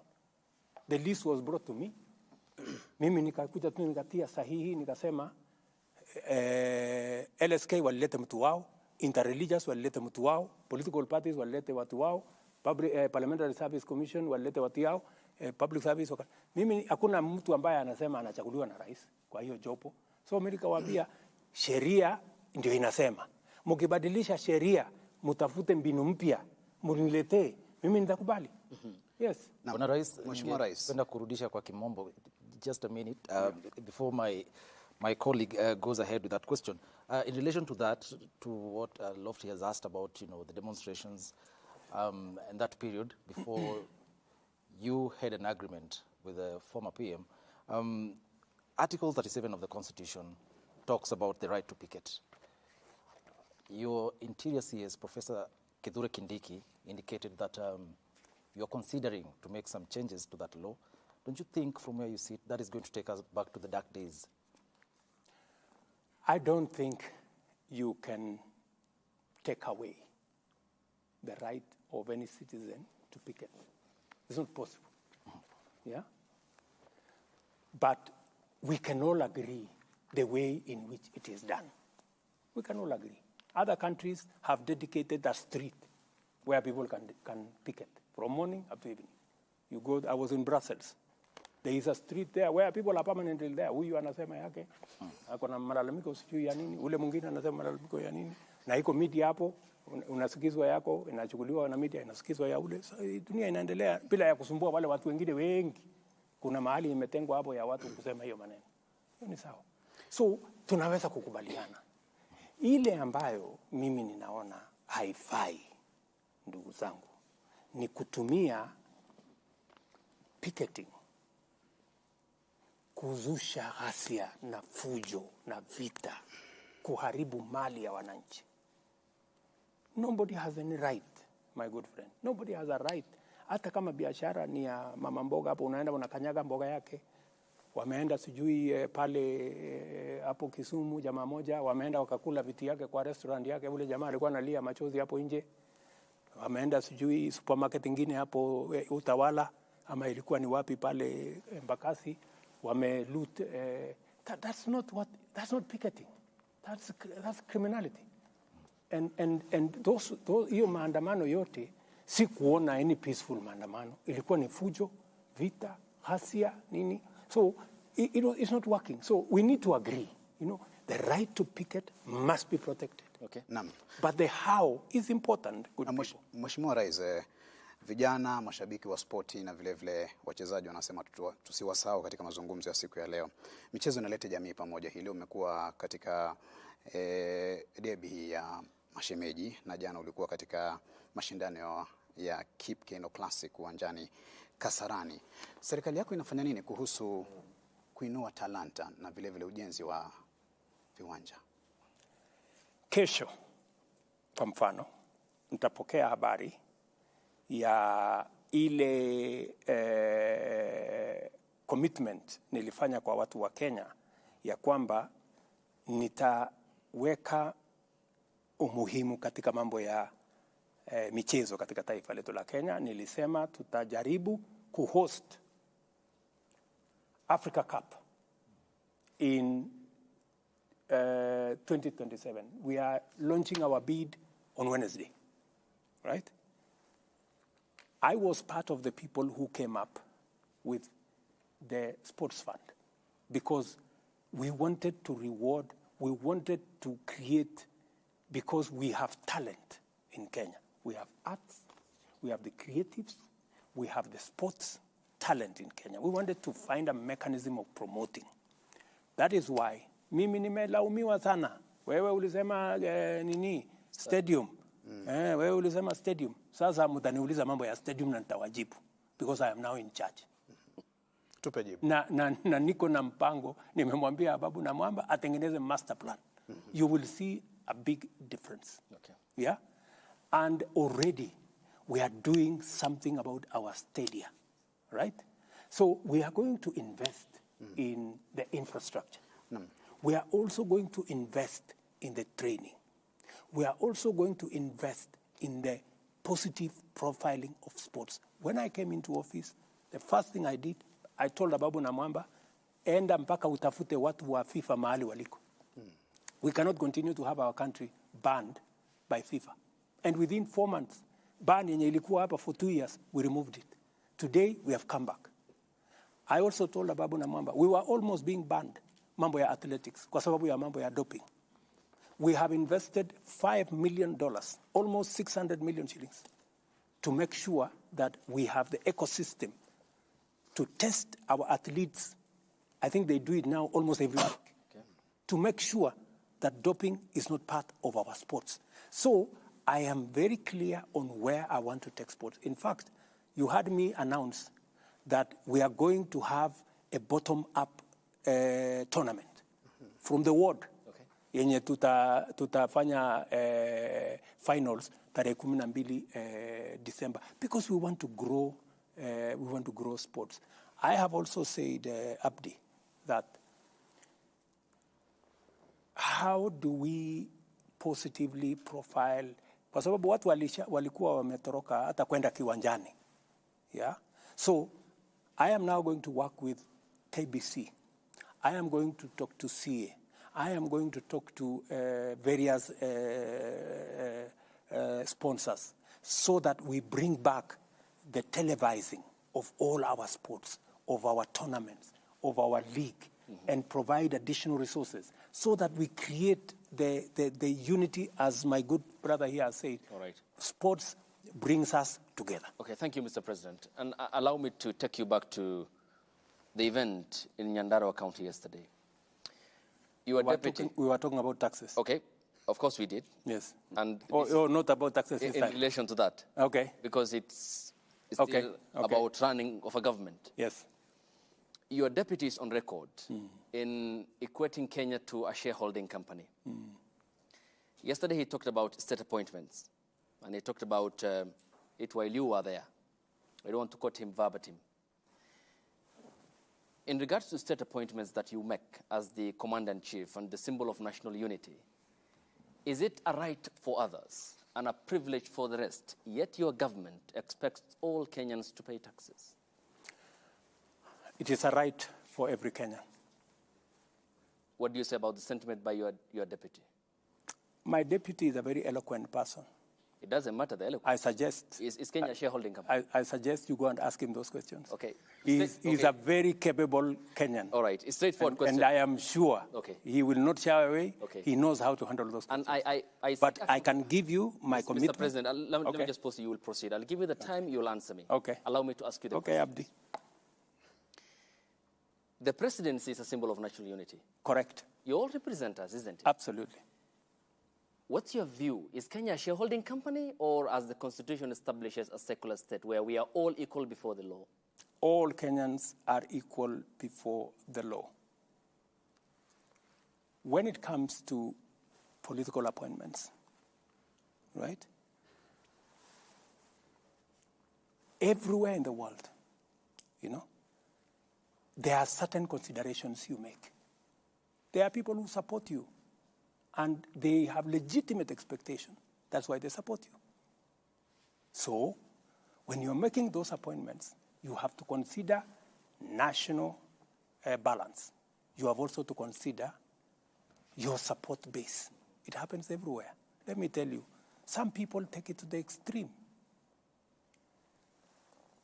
You can never accuse me or this administration that I have taken my daughter or my son or my relative and made them an MP or made them a minister or made them something. I will not do that. Yeah? I will not do that. Our competitors do that. They go take their children, they take them here, they take them there, they take them. That I will not do. Because I understand where I am coming from, right? Let me also tell you the following. Sometimes, because of our, obsession, allow me to use that word, it's a bit negative, because we are too much interested in this tribe, this guy is this tribe, this guy is this tribe, this guy is this tribe. We get too absorbed in tribe identity, identity politics. It's time we transited from identity politics into politics of interest. Abdi, the 36,000 housing units that I have launched for construction, there are close to 100,000 Kenyans working. There are Kenyans from all over the place.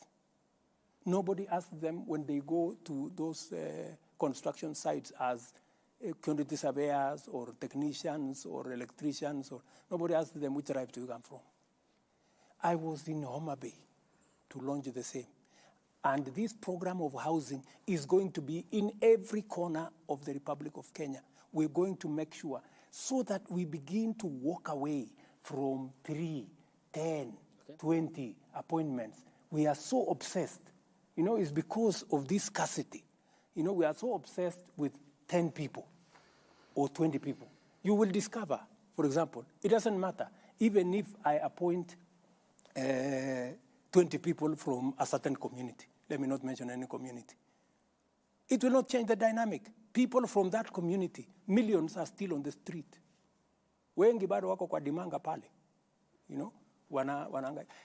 How do we, Abdi, instead of arguing about 3, 4, 5, 10, 15, 20 appointments, how do we create the ecosystem that will employ Kenyans in millions, Kenyans in every part? Right.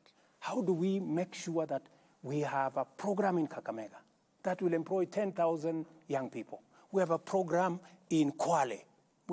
That is the program I'm looking for. And that is why, Abdi, I am telling you, and I want to persuade my fellow countrymen and women, please, let us invest our resources in projects and programs that will create 3, 4, 5 million jobs for the people walking in our streets, our own children, our own blood and flesh walking the streets. Don't walk away from them. Don't say, I have a job. How is it my business to bother about the fellows who don't have a job? Right. I mean, surely. We have a responsibility, Abdi. You agree with me? We have a responsibility. Okay. We have a responsibility, yes, we do. Taking you back from that housing element, okay. You have parachuted into that. Yeah. And it seems to be it's because I am very passionate about it. Seems to be because I see an opportunity for this country to change. Thank you. It seems though it looks like a semantic evasion. Final question on this. Yes. Because it's still on appointments. You said the expectation from those who supported you during the campaigns, and you have to place them somewhere in your government. Good example. Hypothetically, we are seated here. Mm-hmm. Ayub was your supporter, say, for example, during the campaign. Pardon? Ayub was supporter. I supported you, your campaigns, by financing, but I have no qualifications. Eric Latif didn't support you, but is a Kenyan like me who expects to serve his country. He has the qualifications. He has the merit, for example, let's say. Between me and Eric in your government, who will you pick? I will pick Eric. But that is not the case in many aspects. That is the case. It isn't. That is the case. You have made political appointees. That is the case. Awarding competency. And I appointed General Ogola. General Ogola is among the people who went to Bomas to try and overturn my victory. Do you know that?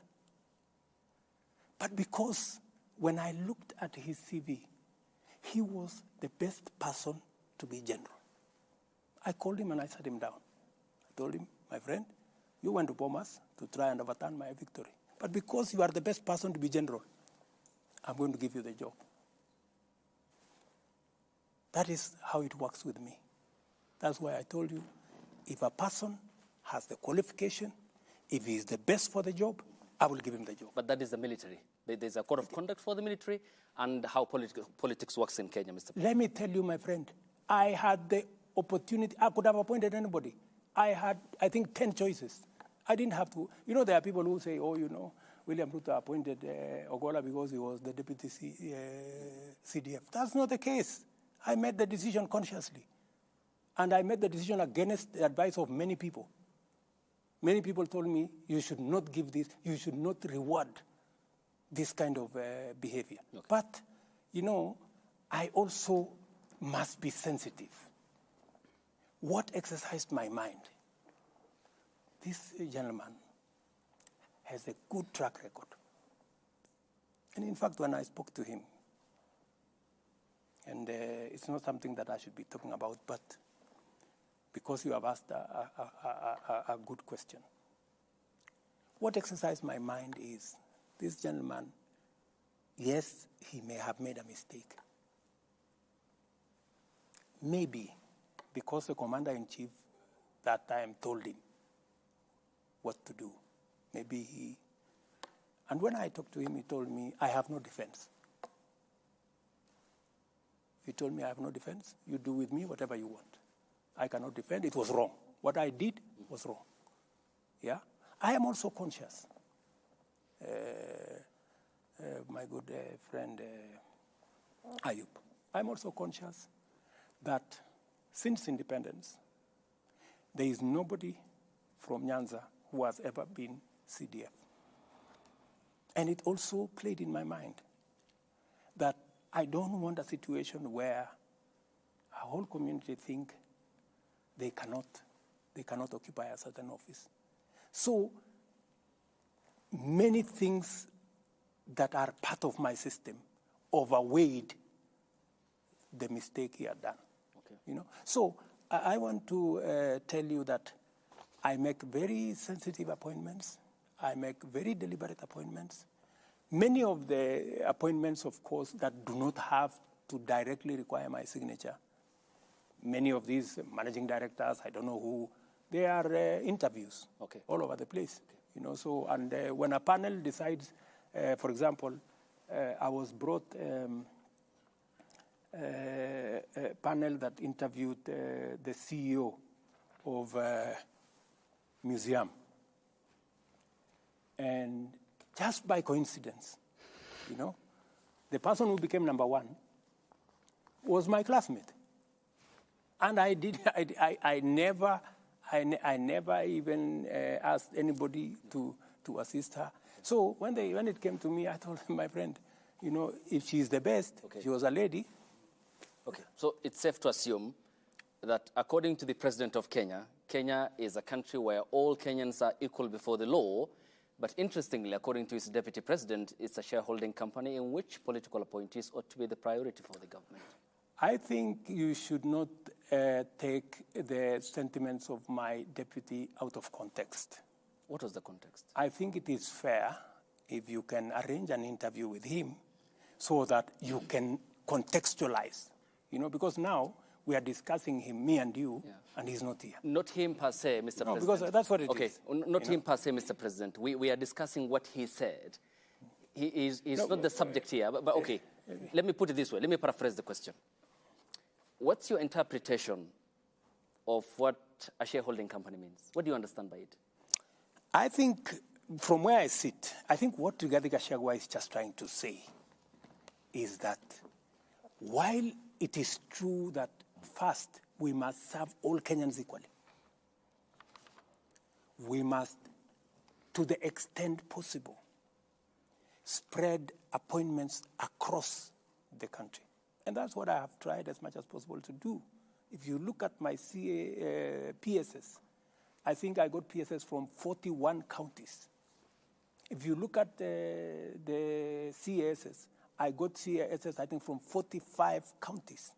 Every county has a CAS in my administration, even the ones who voted for my opponent.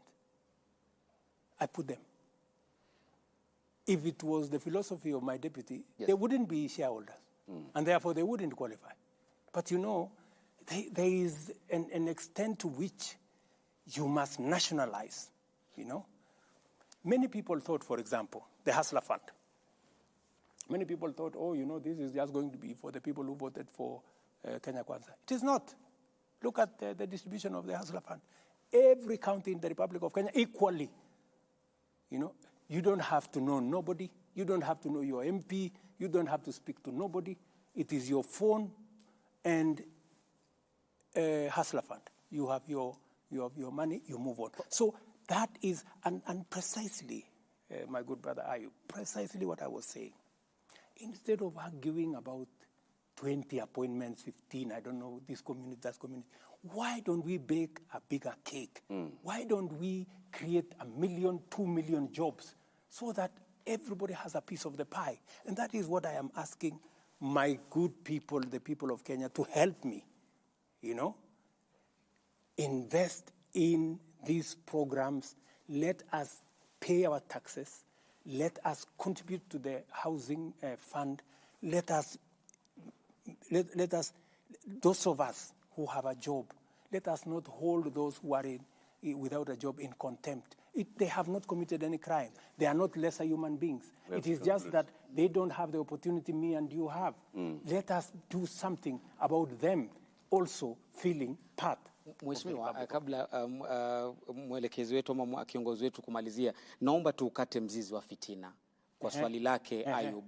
Kwa hivyo sasa hivi unaweza kwa matamshi ya naibu wako unayakana na kuyakashifu kwamba serikali yako si kampuni ya hisa. Haya ni mambo yako. Kwa hivyo unamuunga mkono basi. Haya ni mambo yako. Tuambie nimewaambia, yule bwana ni mtu mwenye ako na anaweza kujieleza.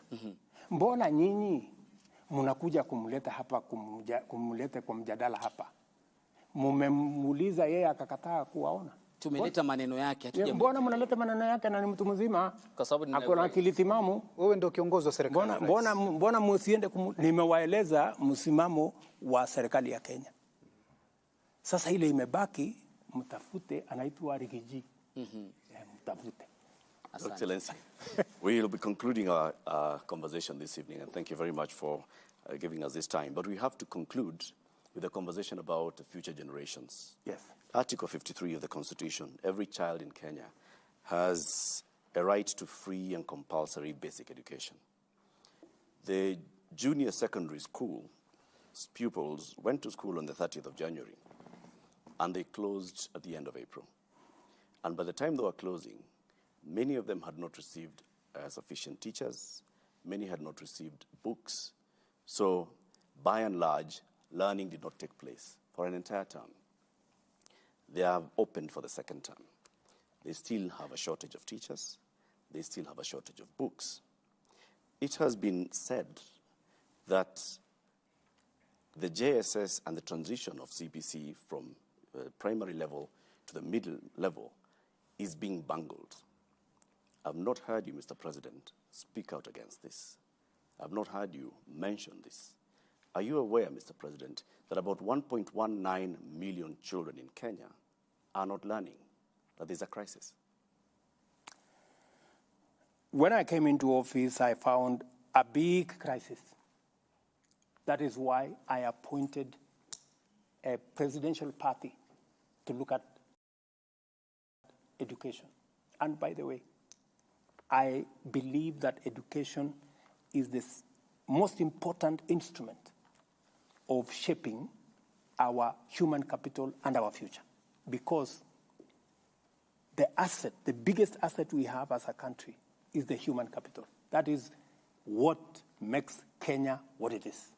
And education is the one that sharpens our education, our human capital, beginning with primary school. When I came into office, what did I do? I quickly appointed a presidential party to work on it, and I made certain decisions. I reversed the decision that these kids go to a secondary school. Because in a secondary school, there was going to be need to build an extra classroom. When we had already a classroom, we would have a bigger crisis if we had gone that route. We already have a classroom in the primary section.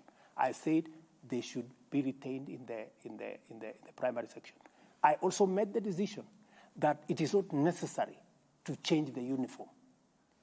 Because many of them, we have a problem there of uniform. I don't know how uniform costs, 4,000 to 5,000. I don't understand that. 20,000, Mr. President. 14,000, I don't know. So there is a problem there. There is corruption. We must deal with it. And that's a subject for another day. So I made that decision. I also made the decision to hire 35,000 teachers, the largest ever, right? Because there was a need. I went ahead because that whole education ecosystem, we are working on refining the CBC to make sure that it is not overloaded. We've agreed on some of the elements. We are working on some of the elements. In fact, the bigger problem there was, and I had to talk to TSC, Madam Nancy Macharia, was that some of the teachers had not even been paid. I asked them, is it a question of money? It was not a question of money. It was a question of forms. They need to fill this, they need to fill this, they have not submitted this, they have not submitted that. And it was a requirement because this is public money. If you have not submitted all the documentation, you cannot be paid public money. So we try to expedite that. There is a shortage of teachers. without a doubt. And I said it in the election, in the election process. We have a shortage of 110,000 teachers. I am going to fill that gap. We used to hire 5,000 GRs every year. I have scaled it up to 35,000. I want to hire another 35,000 next year. But you know, Latif, I also have to operate within a budget. I need the resources. Yep. When I try to raise the money, you guys make noise at me. Oh, unaongeza ushuru, unaongeza ushuru. Na wewe ndio huyu, unataka watoto wasome. Hakuna walimu. Wapi walimu, Bwana President? I mean, we all have to balance all these things. So in the meantime, then, Mr. President, for this year, these JSS learners are definitely not going to be able. No, we have made an intervention on how, because you know the part of the problem is there are some primary schools that did not have enough students to be able to qualify to be a junior. To create a junior secondary classroom. So we're trying to see how we can put together some of the institutions. We're also identifying teachers that have diploma so that we can post them into the JSS, because we now have a bit more in the primary school. So we want to promote those ones in the primary so that they can cover the gap, and hopefully when we move into this new budget, maybe towards the September, we can then be able to hire them. So what happens to these cohorts? They will be taught. We have made temporary interventions to be taught. But let me also tell you about the whole subject of education. The crisis you have in CBC, you had the same crisis in our TVETs. Our TVETs were almost closing because we didn't have enough lecturers. I have had to make an intervention in the supplementary budget to hire an extra 1,300 lecturers.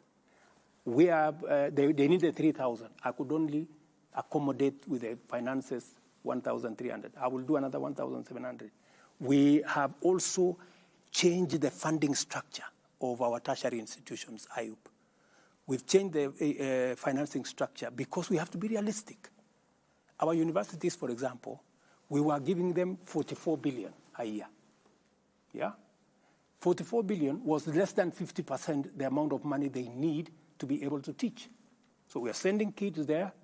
We've given them half the money. They don't know what to do. They cannot pay the lecturers. They cannot pay bills. They cannot pay NHIF.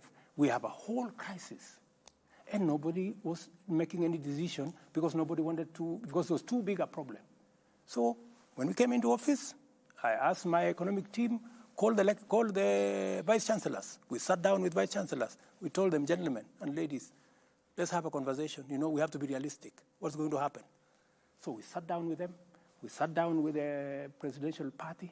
I have had like maybe 8 meetings, 2-3 hours in my office here on that one subject. Finally, we came up with a funding model, yeah, where 30% of the students, especially those who come from families, about 45,000 students, scholarship fully paid, you know. And we changed the funding structure from giving money as grant to the university to giving money to the student as scholarship, so that we know who and how many. And every student now has to apply for that scholarship. We have a means testing instrument, which has worked for 25 years to determine who can qualify for funding, who does not qualify for funding. 45,000 students will get 100%. That's about, I think, 29% or thereabout. The next group, I think about another 25 or so percent, will get almost 85% scholarship, and part of it will come from loan. They will take a bigger loan, which they can pay later. And the able students, who are about, I think, another 20-something percent, my child, Ayub's child, maybe yours has not gone to university.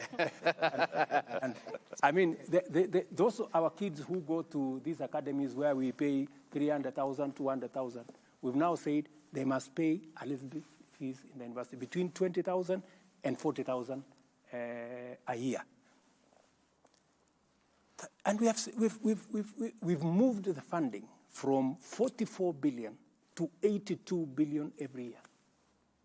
The celebration that was here by the vice chancellors was amazing because they've always wanted to have this conversation. Nobody was willing to listen to them. We have moved the funding for our Tibet from 5.2 billion shillings to 10 billion. We will be sure that our kids will go to university and they will be taught, the lecturers will be paid, the monuments and all the other things will be paid, and we have it on a sound footing. I can tell the country from where I sit, the mess we found in primary school, in our Tibet, in the universities, is sorted.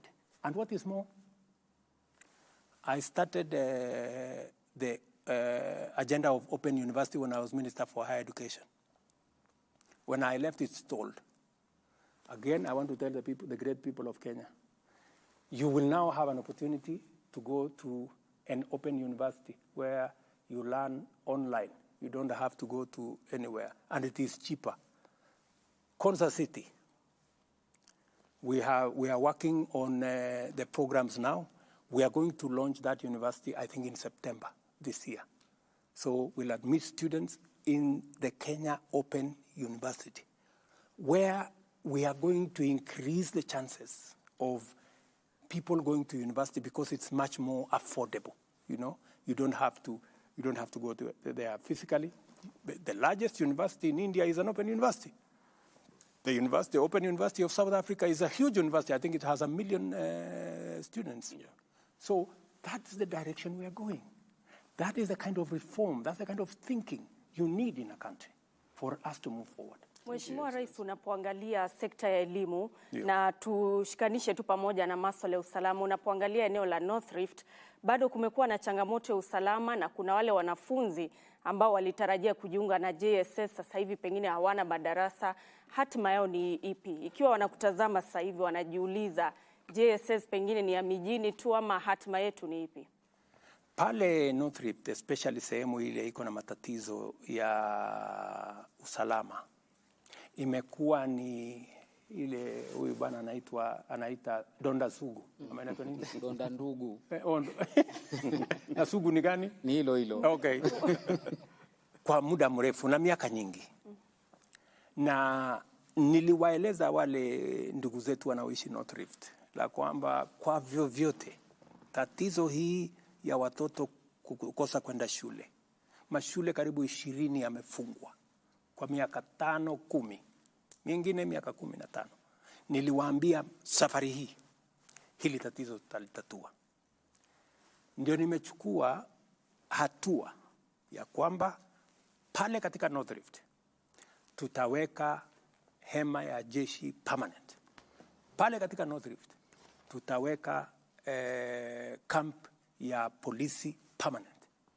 Hawa magaidi na wakora na wezi wa ng'ombe tutapambana na wao. Na mimi nataka niwaambie nikiketi kutoka hapa, kwa vyovyote, if it's going to take 10 years, if it's going to take 20 years, they better be ready. Because this story of kids not going to school must come to an end. Mimi nimetoa pesa karibu milioni 100, nimepatia jeshi waende wajenge hizo mashule zote ambazo zilivunjwa na hawa wakora ili tuwarudishe watoto wetu. I'm going to get a report next week. I spoke to actually Machogu this morning. I'm going to get a report next week.